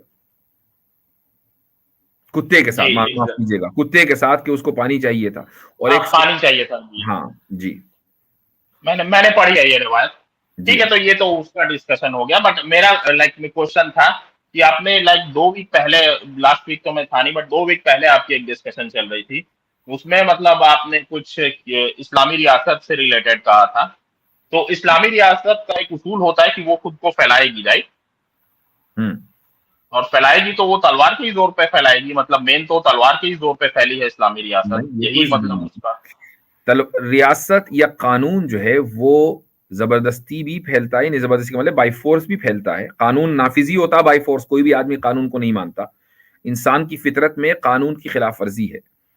बहुत कम इंसान ऐसे होते हैं कि जो कहते हैं हाँ जी हमारे ऊपर रिस्ट्रिक्शन लागू करो। रिस्ट्रिक्शन कोई भी नहीं चाहता है, तो इसलिए रिस्ट्रिक्शन जहां भी होंगे, वो चाहे सेक्युलर कंट्री में हो या इस्लामिक कंट्री में, वो हमेशा बाई फोर्स ही होते हैं। रही बात है इस्लाम की दावत देने की, तो उसका तरीका जबानी है, वो तलवार के जोर से दावत नहीं दी जाती। चूंकि इंसान की फितरत में ये भी है कि अगर कोई अकीदा और कोई फेथ आपके ऊपर इन्फोर्स किया जाए तो आप उसको नहीं मानते हैं। वो आपको कन्विंस ही कर सकता है सामने वाला, फोर्स नहीं कर सकता।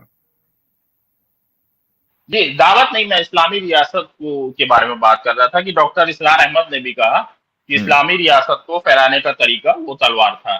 इसीलिए लाइक मोहम्मद साहब ने खत भी लिखे थे, लाइक हरक्यूलिस को, खुसरो को और ओमान के बादशाह को और कई बादशाहों को। में कहीं भी ये नहीं था कि हम इस्लामी रियासत को फैला रहे हैं, बल्कि रोमन एम्परर को जो खत लिखा था उसमें यह था कि अस्लिम तस्लम, कि तुम इस्लाम कबूल कर लो, महफूज रहोगे और कामयाब रहोगे। लेकिन अगर तुम इस्लाम कबूल नहीं करोगे, फ़इनबई तफ़अलई का इस्मुल यरीसियीन, यह हदीस के अल्फाज हैं कि अगर तुम इस्लाम कबूल नहीं करोगे तो तमाम ये जो तुम्हारे जो कि उस वक्त एग्रीकल्चर सोसाइटी थी यूरोप की, तो जितने भी फार्मर्स हैं, यरीसियीन का मतलब है फार्मर्स, जितने भी, उसके लिए अंग्रेजी का लफ्ज़ इस्तेमाल होता है पेजेंट्स, हाँ, जितने भी पेजेंट्स हैं उन सब का गुनाह तुम्हारे सर है। इस्म का लफ्ज है, वो गुनाह कहाँ मिलेगा? यही वजह है कि रोमन एम्परर से जिसको खत लिखा था उससे कोई जंग नहीं हुई, वो तो उसके बाद के लोगों से हुई जंग। और वो भी खिलाफत राशिदा में। नहीं, पर जो ओमान के बादशाह को खत लिखा था तो उसमें ये लिखा था ना कि इस्लाम कबूल करो, वरना लाइक मतलब मेरी फौज जो है तुम्हारे दरवाजे पे खड़ी होगी। अभी मैंने आपको रोमन की मिसाल दी, अब आप ओमान पहुंच गए, रोमन वाली बात तो समझ में आ गई। जी जी, हरक्यूलिस को लिखा था और खुसरो को लिखा था। और जो लिखा था वो भी बता दिया मैंने क्या लिखा था। ठीक, अब ओमान, यमन, ये तमाम के तमाम इलाके अरबियन पेनिनसुला में आते हैं। इनसे अलग अलग मौकों के ऊपर जंगें हुई हैं इनसे, इसलिए आप हमेशा कॉन्टेक्स्ट को देखें कि कहां मुसलमानों को इनके वजूद से, इन लोगों के वजूद से खतरा था, तो जाहिर है कि उस खतरे को एलिमिनेट किया जाएगा। लेकिन रोमन एम्परर से उस वक्त कोई खतरा नहीं था, इसलिए आप सल्लल्लाहु अलैहि वसल्लम ने महज एक दावती खत भेजा। क्योंकि डॉक्टर इसरार अहमद ने जो उसकी तस्रीह की है वो यही कहा है कि इस्लाम मतलब जो दीन है वो तलवार से फैलेगा, हाँ उसके नीचे कोई अपना रिलीजन जो भी फॉलो करना चाहे, हिंदू रहे, बुद्धिस्ट रहे, क्रिश्चियन रहे, आई डोंट नो कोई प्रॉब्लम नहीं है, बट सिस्टम सिर्फ पूरी दुनिया में इस्लाम का ही रहना चाहिए। जो बात मैं बता रहा हूं, मैं कंसिस्टेंसी के साथ यही बात कहता आया हूं। अब किसी और स्कॉलर ने क्या कहा है, I am not responsible for what he said, और मैं ये भी नहीं जानता हूं कि उन्होंने वही कहा है जो आप कह रहे हैं, ये कुछ और कहा है।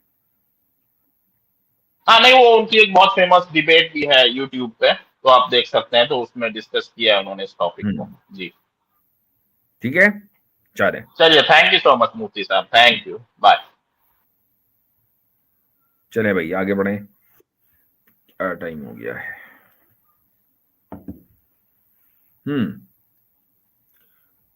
अच्छा, तौहीद साहब भी आ गए हैं, माशाअल्लाह, अहलन व सहलन।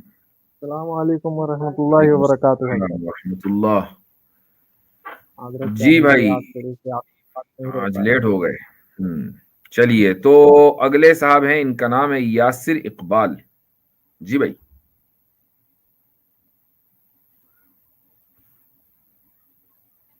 बोलिए भाई। उसके बाद इनको ले भाई, कंफ्यूज अयान बहुत देर से बैठे हैं, इनको ले लें। ट्राइबो बी पर अटैक करबा ऑर्डर दियो और अलग मेंशन करियो कि ने बट सब ना मार दियो, कोई ना मत छोड़ दियो, फिर आगे अलग मेंशन करा बड़े, चाहे मैन हो वुमेन हो। क्या है भैया, स्क्रिप्ट तैयार कर रहे हैं। ये कौन सी जबान थी? ये कुछ बोल रहे थे, किसी को ना छोड़ियो, मेन वुमेन चिल्ड्रन। सुनने देना चाहिए था। चले सुनते हैं इनसे, दोबारा सुनते हैं भाई। कोई रीजन में भाई बच्चा मारबा को देख लियो। एक मिनट बच्चे के वो रीजन मतलब लगा नहीं यार। इसको पता भी है कि ये फ्रंट पे आ गया है, स्टेज पर आ गया है। चले, वाकई कंफ्यूज्ड है, नाम भी कंफ्यूज्ड है और हकीकत में भी कंफ्यूज्ड है, पता नहीं क्या कहना चाह रहे हैं। चलें जी, आगे बढ़े, किसी और को लें। क्या नाम है इनका? मिस्टर ग्रेवाल। जी जी जी जी भाई, आवाज आ रही है? जी बिल्कुल आ रही है जी। सबको सबसे पहले तो सलाम आप सबको, और मैं नॉन मुस्लिम हूँ जी।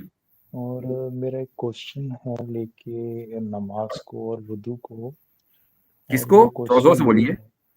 नमाज को लेके, नमाज को, वुजू। हाँ जी, वुजू। तो अगर मैं चाहूँ भी कि अपना ईमान लेके आऊं इस्लाम पे, बट मेरे को प्रैक्टिकली बड़ा मुश्किल लगता है कि रोज सुबह उठ के नमाज पढ़ना, वुजू करना, और एक बार नहीं दिन में 5 बार। तो मैं इस चीज को पूछना चाह रहा हूँ कि मतलब कितना प्रैक्टिकल, कैसे इसको आप लेते हैं? मतलब मेरे को तो बड़ा डिफिकल्ट लगता है कि how it can be practical. आप पूरी लाइफ में इसको कैसे इम्प्लीमेंट कर सकते हैं? मतलब 5 बार दिन में पूरा टाइम, फिर पहले वुजू भी करना और फिर सर्टेन पोस्चर्स में नमाज पढ़ना। ठीक, मतलब लेजी भाई कह सकते हैं। ठीक है, जो हमारे भाई सवाल कर रहे हैं, शायद इनकी आवाज जरा हल्की आ रही, तो इसलिए मैं रिपीट कर देता हूँ। वो ये कह रहे हैं कि अगर कोई आदमी इस्लाम कबूल भी कर ले तो नमाज पढ़ना बहुत मुश्किल काम है, और वो भी दिन में 5 मरतबा, और सुबह सवेरे उठना और फिर वुजू करना और फिर नमाज पढ़ना, ये प्रैक्टिकल नहीं लगता है। मैं आपको बता दूं कि दुनिया में हजारों नहीं, लाखों नहीं, करोड़ों की तादाद में लोग ये काम पूरी जिंदगी करते हैं, करोड़ों की तादाद में कह रहा हूं मैं अरबों की तादाद में नहीं कह रहा हूं, क्योंकि एक बहुत बड़ी तादाद मुसलमानों की नमाज के ताल्लुक से यानी लेजीपन दिखाती है, सुस्ती दिखाती है, सुबह को नहीं उठे, फजर में नहीं उठे। लेकिन करोड़ों की तादाद में वो हैं कि जिन्होंने अपनी जिंदगी को नमाजों के 5 नमाजों के इर्द गिर्द रखा है और उनकी जिंदगी में हाई लेवल का डिसिप्लिन पाया जाता है। उस सुबह को फजर के वक्त उठते हैं, नमाज पढ़ते हैं, उसके बाद अगर कुछ लोग रेस्ट करते हैं थोड़ी बहुत देर, कुछ लोग काम पर जाने की तैयारी करते हैं, हर चीज वक्त के ऊपर होती है और पूरी जिंदगी उनकी उसी डिसिप्लिन के साथ चलती है। तो उसका जो नकद और दुनियावी फायदा है नमाज का, वो ये है कि आपकी जिंदगी में बेइंतहा डिसिप्लिन है। जी, thank you so very much for answering my query. And मैं सभी से गुजारिश करूंगा कि मेरे लिए दुआ करें कि मैं जल्दी से जल्दी इस चीज को इम्प्लीमेंट करूं और माशाअल्लाह, जल्दी में अल्लाह ताला आपको दीन का रास्ता भी दिखाए और दिखाने के बाद उस पर बाकी भी एक रखे। चीज ऐड करना चाहूंगा, सॉरी टू इंटरप्ट। मैं अभी मतलब करता हूँ कभी कभी ऑफर नमाज करता हूँ, बट मुझे मस्जिद जाने में काफी हिचकिचाहट महसूस होती है। और अभी जब मैं करता हूँ तो ऐप डाउनलोड की हुई है मैंने, उससे देख के करता हूँ। आपको हिचकिचाहट क्यों होती है?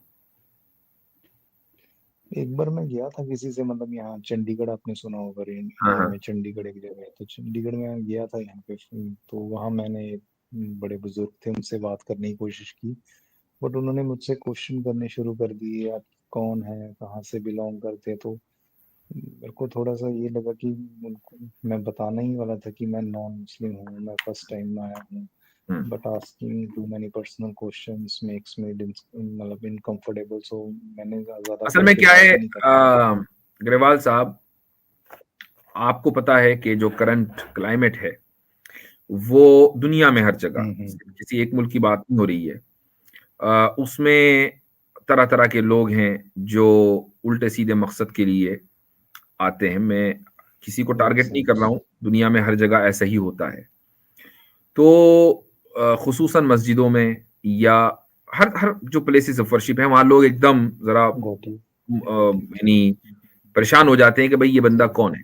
इसलिए बेहतर क्या है, मैं आपको मशवरा दूंगा कि आप मस्जिद जाएं, मस्जिद जाके नमाज पढ़ के निकल जाएं, आपको किसी से बात करने की जरूरत ही नहीं है।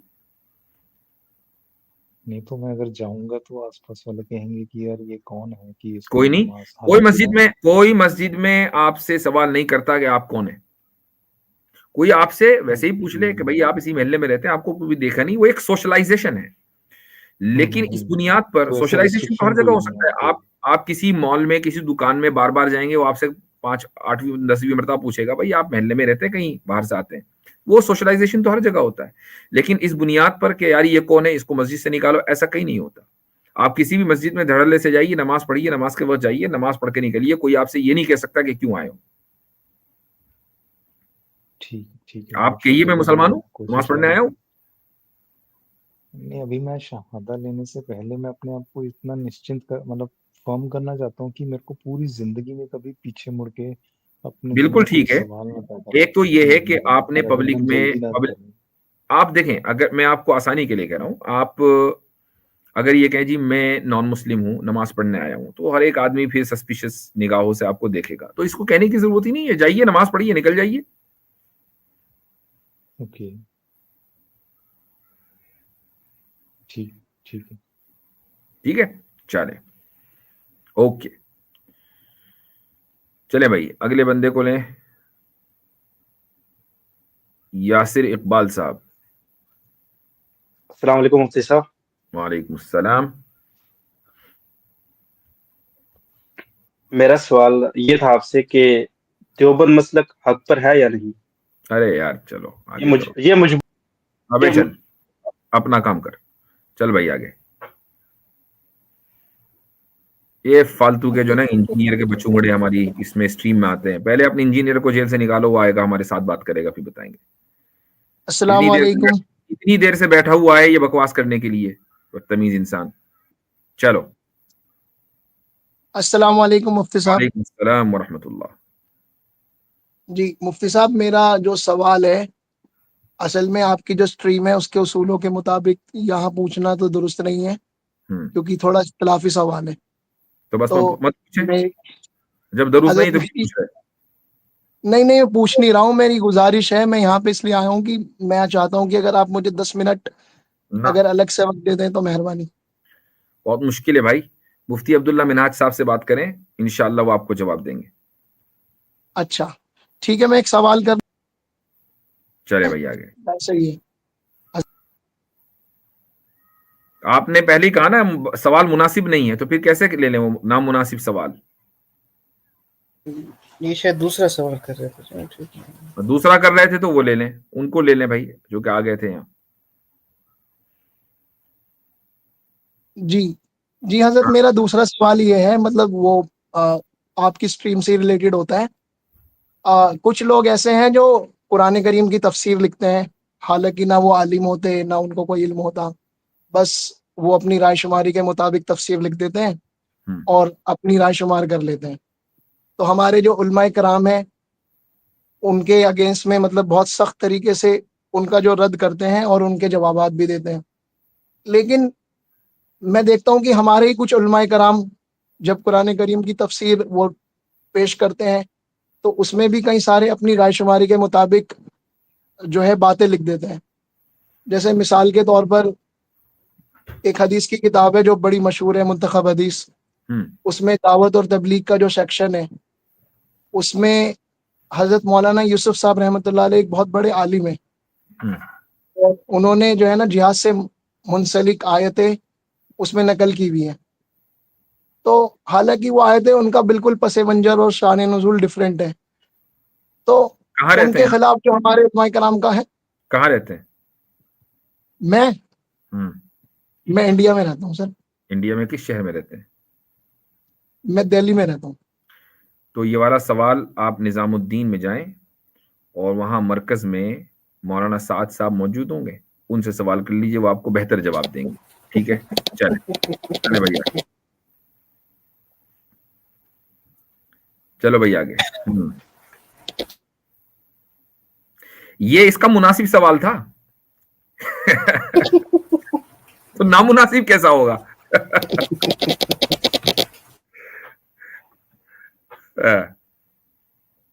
चले भाई, क्या नाम है इनका? हसन, क्या ये पदर वाला? पड्डर है शायद, पड्डर जी, बोले भाई।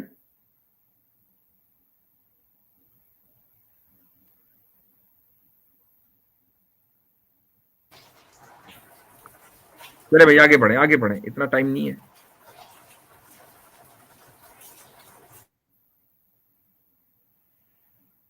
अस्सलाम वालेकुम वरहमतुल्लाहि वबरकातुहू। वालेकुम अस्सलाम वरहमतुल्लाह। जी अब्बासी साहब। जी मुफ्ती साहब, मैं आपकी स्ट्रीम में आता रहता हूँ, सुनता रहता हूँ आपकी स्ट्रीम। जी, आपको कुछ सीखने को मिलता है। तो मुझे कोई सवाल नहीं है आपसे, मुझे नसीहत चाहिए आपसे। फरमाइए। तो असल में यह है कि मैंने जो लिखा हुआ मैं आपको पढ़ देता हूँ, फिर आप बेशक इसको रिफाइन कर लीजिएगा थोड़ा सा, समझ आ जाएगा, और ताकि मैं अपनी बात जो है बेहतर तरीके से आपके सामने रख सकूँ। अच्छा, मुझे कुछ नसीहत चाहिए आपसे कि ईमान और यकीन की मजबूती के लिए बंदे को क्या करना चाहिए ना। अब जैसे मेरा है, मेरे साथ हुआ ये, मुझे कब्र का काफ़ी खौफ आता है ना, और वो इतना ज़्यादा कई बार हो जाता है कि क्लॉस्ट्रोफोबिया, यानी कि कई बार ना उठ जाता हूँ रात को। एक दो बार ऐसे हुआ था कि तकरीबन ऐसा लगता था कि सांस भी जो है ना वो दिल पे बोझ पड़ जाता था। और फिर यह है कि ज़ाहिर सी बात है उलमा से भी मेरा ताल्लुक़ है। तो मैंने उनसे पूछा था, तो उन्होंने मुझे कहा था कि आप ना मुफ्ती यासिर नदीम की स्ट्रीम पे चले जाएं, तो उनसे भी पूछ लें। दरअसल मेरा नाम वाजिद है, तो उन्होंने कहा आपको वाजिद नाम से वाजिदी याद रहेगा। तो फिर मुझे याद रह गया, तो फिर मैं तब से मैं आपकी 2-3 साल से स्ट्रीम में फॉलो कर रहा हूँ। तो अब ये है कि जब इंसान कब्र में जाता है तो ज़ाहिर सी बात है देखने में बंदे को बड़ा खौफ आता है उसको, कब्र को। अब ये है कि बंदा ठीक है, कहता है यार कुछ नहीं होगा, ठीक है, अल्लाह ताला रहीम और करीम है, अल्लाह ताला से आप माफ़ी मांगते रहें।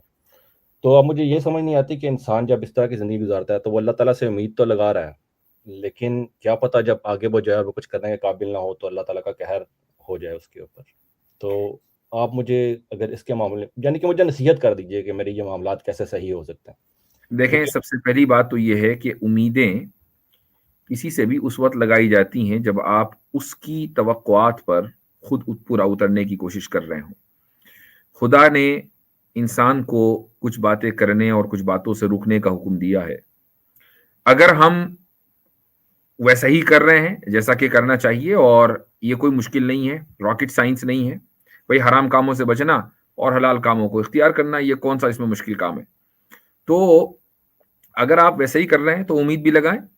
और अल्लाह ताला एक हदीस है, रसूल अकरम सल्लल्लाहु अलैहि वसल्लम का इरशाद है, हदीस कुदसी है। हदीस कुदसी वो हदीस होती है जिसमें अल्लाह ताला कहता है और ज़बान रसूल अकरम सल्लल्लाहु अलैहि वसल्लम की होती है कि वो हदीस ये है कि मैं मोमिन के हुस्ने ज़न के मुताबिक हूँ, यानी जैसा वो मेरे बारे में ख्याल रखता है मैं वैसा हूँ।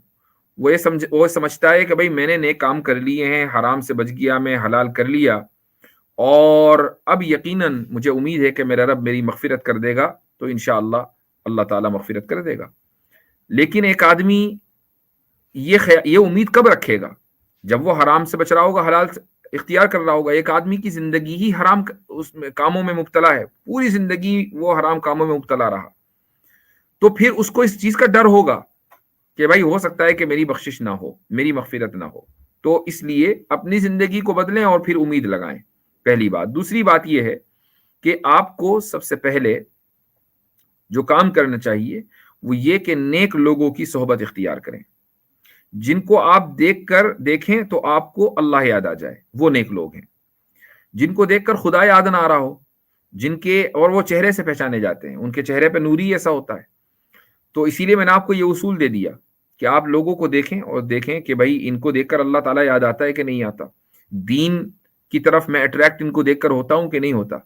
अगर वो लोग हैं तो उन्हीं की सोहबत इख्तियार करें, उनके पास बैठें, उनके पास उठें, उनकी मजलिसों में जाएं, उनकी बातें सुने, उनकी बातों पर अमल करें, आपकी जिंदगी बदल जाएगी।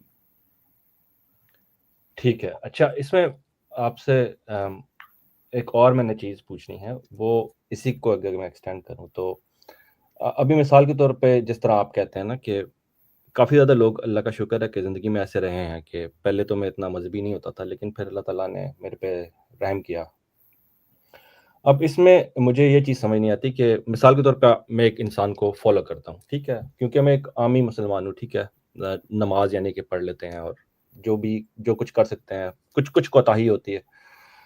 अब उसमें यह है कि अगर मैं मिसाल के तौर पे किसी बंदे के पीछे चलना शुरू कर देता हूँ और मुझे उनको देख के अल्लाह याद आ जाता है, लेकिन समटाइम्स अगर वो ऐसी कोई बात बताए मुझे, और मैं ये नहीं कह रहा कि मैंने तहकीक की उसके ऊपर, या क्योंकि कई बार हमारे पास टाइम नहीं होता, काम वगैरह कर रहे होते हैं और तहकीक की, लेकिन वो उन्होंने बगैर किसी तहकीक के, आप ये कह लें कि अननोइंगली या नोइंगली उन्होंने कोई ऐसी गलत बात बता दी जिसको मैंने अल्लाह रसूल का हुक्म पकड़ के उसको करना शुरू कर दिया। तो इसमें मेरे लिए क्या होगा आगे जाके?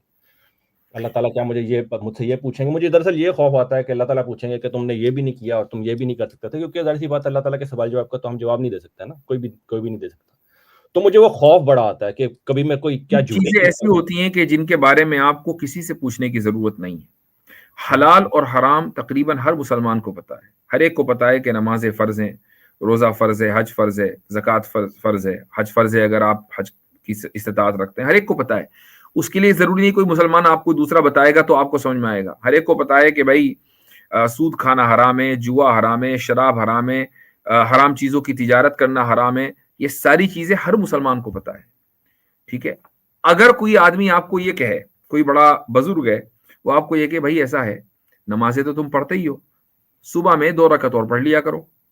अब 2 रकत पढ़ना आप अल्लाह के लिए पढ़ रहे हैं ना, वो ये कोई 2 रकत पढ़ना हराम तो नहीं है, तो नफिल है, नफिल आप पढ़ेंगे तो सवाब मिलेगा, नहीं पढ़ेंगे तो कोई गुनाह नहीं। एक बुजुर्ग आपको ये कहता है भाई ऐसा है, तुम इतना पैसा कमाते हो, रोजाना 10 रुपए सदका निकाल दिया करो अल्लाह के नाम पर, इसमें कौन सी बुराई है। तो हर एक आदमी अपनी फितरत से समझ सकता है कि क्या चीज गलत है और क्या चीज सही है। हाँ, कोई चीज बिल्कुल ही ऑड नजर आ रही हो कि कोई नहीं कर रहा है, यही आदमी मुझे कह रहा है करने के लिए, तो आप किसी दूसरे आलिम से पूछें। जब डबल वेरिफिकेशन होगी तो आपको खुद पता चल जाएगा क्या चीज सही है क्या चीज गलत। ठीक है, बहुत बहुत शुक्रिया। और इसके अलावा अगर आप मुझे कुछ नसीहत करना चाहें मामलात से रिलेटेड, क्या बस अब इंशाल्लाह फिर किसी और वक्त। ठीक है, इंशाल्लाह जरूर। आप अपना ख्याल रखिएगा। और बारकल्लाहु फीकुम। एक दफा आपके वालिद साहब का भी सुना था, आपकी दादी का भी सुना था, अल्लाह ताला उनको जन्नत में जगह दें। आमीन सुम्मा आमीन। दुआ में याद रखिएगा। अस्सलाम वालेकुम। चले भाई, तो अब लास्ट कॉलर है, उनको ले लें। अच्छा, जी, अस्सलाम वालेकुम वरहमतुल्लाहि वबरकातुहू। मुफ्ती रूहुल अमीन साहब। जी, मैं बांग्लादेश से हूँ। जी। तो बारिया किब्तिया के बारे में हम कुछ किताब देखा है, उस पर लिखा हुआ है कि मारिया किब्तिया रसूल सल्लल्लाहु अलैहि वसल्लम की शादीशुदा ज़ौजा था। तो अल्लामा शिबली नुमानी ने सीरतुन नबी में यही लिखा है। और लेकिन मुल्हिद लोग ने एक हदीस लेकर आती है सुनन नसाई की, अमातुन से जो रिवायत है वो रिवायत लेकर आती है। तो मैंने सीरत आयशा सैयद सुलेमान नदवी की एक किताब पढ़ा, तो वहाँ पे लिखा हुआ कि सनद सही नहीं है। तो मैं आपके पास ये जानना चाहते हो कि इसके ये रिवायत की पूरी तहकीक कोई आपके पास ऐसा कोई आर्टिकल है या कोई दलील है जो जिससे हम इस्तिफादा हमारे लिए बहुत ऐसा माने ये चीज बहुत जरूरी है कि इसकी पूरी तरह डिटेल से जानना चाहता हूँ। आपने सीरतुन नबी तो पढ़ ली ना, अल्लामा शिबली जी नुमानी जी की? जी जी पढ़ ली। जी अच्छा, इसी तरीके से वो है ना अल्लामा सैयद सुलेमान मंसूर पुरी, उनकी किताब में भी इसके ऊपर काफी तफसील आपको मिल जाएगी इंशाअल्लाह। मैं सैयद सुलेमान मंसूरपुरी, उसकी किताब का नाम क्या है? रहमतुल लिल आलमीन। रहमत रहमतुल लिल आलमीन। रहमतुल लिल आलमीन, ठीक है। दूसरा ये है कि मुस्तदरक अला सहीहैन की जो एक रवायत है, वहाँ पे लिखा हुआ है कि तज़व्वज नबी सल्लल्लाहु अलैहि वसल्लम मारिया बिन्त शमऊन। इस रवायत के बारे में हम देखा है कि उसमें 2 रावी नहीं है, मौकूफ सनद से वो रवायत है। तो लेकिन उसमें जो जितने ही रावी हैं वो सब सिका है, लेकिन मुसअब इब्न अब्दुल्लाह ज़ुबैरी इस नाम से एक रावी है। तो ये हदीस तो सनद के एतबार से सही नहीं है, लेकिन इस हदीस को हम सिर्फ इसको क्या कहते हैं, हम सिर्फ ज़हाबी ने क्या सिरात की क्या जो नकद किया है? जी, क्या इमाम ज़हाबी ने उस रिवायत के ऊपर नक़द किया है?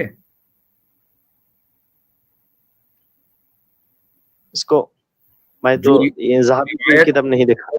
जो रिवायत आप पेश कर रहे हैं मुस्तदरक से, तो मुस्तदरक का उसूल ये है कि अगर इमाम ज़हाबी ने मुवाफ़क़त की है सबूत के ज़रिए खामोश रहकर, तो वो रिवायत काबिल कबूल है, और अगर उन्होंने उसके ऊपर तनकीद की है तो काबिल कबूल नहीं है, उसके तनकीद का एतबार होगा इमाम ज़हाबी की। तो आप ये देखें कि खुद इमाम ज़हाबी ने उस पर नक़्द किया है या नहीं। जी, लेकिन उसमें एक रावी है मुसअब इब्न अब्दुल्लाह ज़ुबैरी, वो तो सिरात के एतबार से बहुत से सिका है, वो नसब की किताब लिखते हैं। तो हम इस रवायत को सिर्फ सुनद के एतबार से एक्सेप्ट कर सकता हूँ, सिरात के एतबार से, सिरात की। हाँ, बिल्कुल कर सकते हैं। जी, जी। ये तारीखी मसला है ना, इसमें कोई हलाल और हराम का मसला नहीं है। मसला नहीं है। तो ठीक है, लेकिन दूसरा एक सवाल है, इससे बात को खत्म कर दूंगा कि सिरात के मायने 30 से 40 की किताब इब्न कुतैबा की एक सिरात है। मैंने बहुत सी सिरात की किताब देखा है यहाँ पर, तो उसमें जो ज़ौजा के जो लिस्ट किया गया है, वहाँ पे किसी किताब में मारिया किब्तिया को नहीं लेकर आया, और किसी कुछ में मारिया किब्तिया के को लिस्ट में आया है। लेकिन इस दोनों में क्यों ये फर्क आया है कि कुछ किताब में आया है और कुछ किताब में नहीं आया? इसलिए कि तारीखी रिवायात में इख्तिलाफ हो गया, और जो मशहूर लिस्ट है अज़वाज नबी सल्लल्लाहु अलैहि वसल्लम की, बहुत से सीरत निगारों ने उसी मशहूर लिस्ट को ले लिया है। तहकीक चंद ही लोगों ने की है, उनमें शिबली नुमानी भी हैं, और इसी तरीके से अल्लामा सैयद सुलेमान मंसूर पुरी भी हैं। लेकिन मैं एक बात कहना चाहती हूँ, तो मैंने जितनी किताब देखा है, कुछ किताब में भी, कोई किताब में जो बांग्ला और उर्दू के सिवा अरबी कोई किताब में तो ये नहीं देखा हुआ कि मारिया किब्तिया को लोंडी कहा। अरबी कोई किताब में नहीं लिखा हुआ है। मैंने सरारी से जो लफ्ज आया है हदीस की किताब में, तो सरारी का माना तो मैंने फतहुल बारी में देखा हुआ है, और तफसीर इब्न कसीर में मा मलकत ऐमानुकुम, उसके बाद मिम्मा अफ़ाअल्लाहु, इससे जो रवायत है इसके तफसीर इब्न कसीर में लिखा हुआ है कि जायज है, उसका माना अरबी माना ये है कि जायज किया गया है सरारी को, और सरारी उसको कहते हैं सफिया और जोहरिया। उसके बाद उस तफसीर इब्न कसीर में उसके बाद एक अरबी आया है, वहां पे लिखा हुआ है कि किलाहुमा सरारी है। मारिया बिन्त शमऊन और उसको बोलते हैं जंगी कैदी। जी, जंगी कैदी जिसको लड़ाई के सिवा पाया गया है। तो वहां पे सरारी के जितनी सीरत अरबी किताब है सबके जगह सरारी के अल्फाज से लिखा हुआ है। तो लेकिन जितने उलामा कहते हैं कि इसमें इख्तिलाफ है, तो मैं तो इसमें इख्तिलाफ नहीं देख रहा हूँ। उसको अरबी किताब में तो कोई जगह इख्तिलाफ नहीं है। किस में इख्तिलाफ है? कि वो जौजा और लोंडी थे, इसमें जो इख्तिलाफ हुआ है। मारिया किब्तिया रज़ियल्लाहु अन्हा, मारिया किब्तिया रज़ियल्लाहु अन्हा तो माने कोई इख्तिलाफ नहीं है कि वो जौजा था। मैं तो यही किताब पर देखा हुआ है। नहीं देखिए, लेकिन कुछ आलम कहते हैं कि इसमें इख्तिलाफ है, तो मैं तो इख्तिलाफ नहीं पाया। बहुत अच्छी सब आप इस रिसर्च को तैयार करें अपनी जबान में भी, और उसका तर्जुमा अर्जुमा भी कराएं ताकि दूसरों के लिए मुफीद हो। सो रिसर्च का दरवाजा तो खुला हुआ है। हिस्टोरिकल जी मैं जितनी सिरात में देखा हूँ उसमें सिरारी कहते हैं, लेकिन सिरारी का माना जो लोंडी करते हैं बांग्ला में जो दाशी कहते हैं। तो मैं तो इस किताब को देख रहा हूँ कि लेकिन कोई किताब में तो लोंडी नहीं कहा। तो मेरे समझ में नहीं आता है कि कोई उलामा ये कहते हैं कि वो लोंडी थे और कोई कहते हैं कि लोंडी नहीं थे, लेकिन कोई किताब में तो लोंडी की कोई रवायत भी नहीं पाया मैं, उर्दू और बांग्ला के सिवा। ठीक, मुमकिन है कि मैं जो किताब देखा है और आप तो इस पर स्टडी करते हैं कि इसमें कोई जगह आपके नहीं, ऐसा नहीं है। मतलब मैं अरबी किताबों के ऊपर तो कमेंट नहीं कर सकता हूँ, चूंकि इस ताल्लुक से मैंने अरबी की किताब नहीं पढ़ी है या तमाम किताबें नहीं पढ़ी। मसलन आपने बहुत सारी किताबों के हवाले दे दिए, 20-25 आपने कहा, लेकिन मैंने उतने तफसील से नहीं देखा है। हाँ, इतना जरूर है कि जो उर्दू जो सीरत निगार हैं वो कुछ लोग बांदी कहते हैं और कुछ लोग जौजा कहते हैं, और ऐसी बांदी कहते हैं कि जिनको जौजियत के हुकूक मिले हैं। ये भी बता दूं मैं आपको, यानी जो बांदी कहते हैं वो भी जौजियत के हुकूक मिलने के कायल हैं। ठीक है जी लेकिन उम्मे वाला जो कहते जी ठीक है इंशाअल्लाह, क्योंकि मुझे भी जाना है। बारकल्लाह फीकुम। आप क्या बंगाली जबान में स्ट्रीम वगैरह करते हैं क्या? जी मैं बांग्लादेश में 8 बरस से पहले हम बंगाली जबान में स्ट्रीम करते हैं और एथिज्म के खिलाफ काम करते हैं। एथिज्म पर काम करते हैं, माशाअल्लाह। तो आपके पास जो आमतौर से जो भी लोग आते होंगे वो सब बांग्ला स्पीकिंग ही है, बांग्ला बोलने वाले हैं। जी यहाँ बांग्लादेश में ये एक कितना सीरियस मसला है? छोटा मोटा मसला है?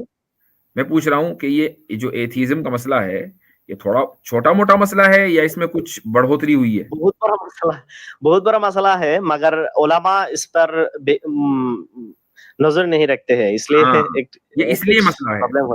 आपके यहाँ मसला इसलिए है कि उलमा की इस तरफ तवज्जो नहीं है। और चंद ही मैं तो एक अब आपसे यानी तारुफ हुआ है, एक आध को शायद और जानता हूं जो इस ताल्लुक से फिक्रमंद है, बाकी कोई फिक्रमंद भी नहीं है, उसको टेंशन ही नहीं है। मैं 2019 में बांग्लादेश गया था, ढाका और भी दूसरी जगहों पर प्रोग्राम थे, तो वहां पर मैंने इस मौजू को उठाया कि भाई आप लोग मदरसों में कम से कम ऐसे उलमा तो तैयार करें जो इल्हाद के ऊपर या एथिज्म में आपकी जबान में काम कर सकें। जो उर्दू में कर रहे हैं, इंग्लिश में कर रहे हैं, वो तो फिर यहाँ पे बांग्लादेश में वो जबान समझने वाले नहीं है, उनको मुश्किल होती है। तो मैंने महसूस किया कि इस ताल्लुक से कोई खास तवज्जो नहीं है, यानी बात भी की तो कोई भी फायदा नहीं हुआ, चूंकि वो इसको अहम नहीं समझ रहे थे। और एक दूसरी बड़ी वजह जो आपके यहाँ एथिज्म फैलने की है वो ये कि आपके यहाँ स्कूलों का जो निसाब है वो खुद मुसलमानों का तैयार किया हुआ नहीं है, बल्कि वो कम्युनिस्ट माइंडेड, सोशलिस्ट माइंडेड लोगों का तैयार किया हुआ निसाब था। दूसरे मुल्कों से निसाब तैयार होकर आता था और वो पढ़ाया जाता था। इस ताल्लुक से अब आपके यहाँ कोई फिक्र है कि स्कूलों का निसाब लोकली तैयार हो, बाहर से ना आए? जी, बांग्लादेश में पहले जो प्रेसिडेंट था वो शेख हसीना था और वो बहुत कम्युनिज्म और जो लोग इसी तरह जो लोग हैं वो सिलेबस को वो ऐड करते हैं और कुछ भी करते हैं। तो जब शेख हसीना जब इस यहाँ से चला गया तो हम जब इसी लोग को उस पर डॉक्टर यूनुस है नाम से जो प्रेसिडेंट हुआ है, तो उसके बाद उलमा का बहुत सी इस पर हाथ है, तो इसीलिए वो ऐसा जो सिलेबस में ऐड करना और जो इसका अभी उलमा ये करते हैं, काम कर रहे हैं। ठीक है, बहुत अच्छा। चूंकि अगर आपने स्कूल के निसाब को वही रखा, कम्युनिस्ट वाला रखा, तो फिर वहां से कम्युनिस्ट ही पैदा होते रहेंगे। बच्चे को आप जो पढ़ाएंगे वो पढ़ेगा, वो उसी को सही समझेगा। तो खैर, ये आपके हक में और आपके मुल्क की आवाम के हक में बेहतर हुआ, और मैं दुआ गो हूं कि वहां आगे भी खैर रहे इंशाअल्लाह। आपसे बात करके जी हजरत, यहाँ पे एक बात है कि हम जब कोई चीज देखते हैं, पढ़ते हैं और एथिज्म के खिलाफ जो किताब पढ़ते हैं, तो इसको जब हम अच्छी तरह किताब पढ़ते हैं तो कुछ चीज हमारे लिए जरूरी होता है कि आपके साथ डिस्कस करना, और उसके बारे में अगर आपके पास कोई किताब रहे तो हमारे लिए अगर दीजिए तो बहुत फायदा होगा। हम इस पर कोई आपसे हेल्प चाहते हो। नवंबर या दिसंबर तक इंशाअल्लाह मेरी किताब आ जाएगी इंशाअल्लाह। जी ठीक है इंशाअल्लाह। जज़ाकुमुल्लाह खैरन, जज़ाकुल्लाह व रहमतुल्लाह। तो चले भाई, आज के लिए इतना ही। इंशाअल्लाह फिर आने वाले हफ्ते में मोस्ट लाइकली मुलाकात होगी बिइज़्निल्लाह ताला। तब तक के लिए खुदा हाफिज। दुआ की दरख्वास्त, अस्सलामु अलैकुम व रहमतुल्लाहि व बरकातुहू।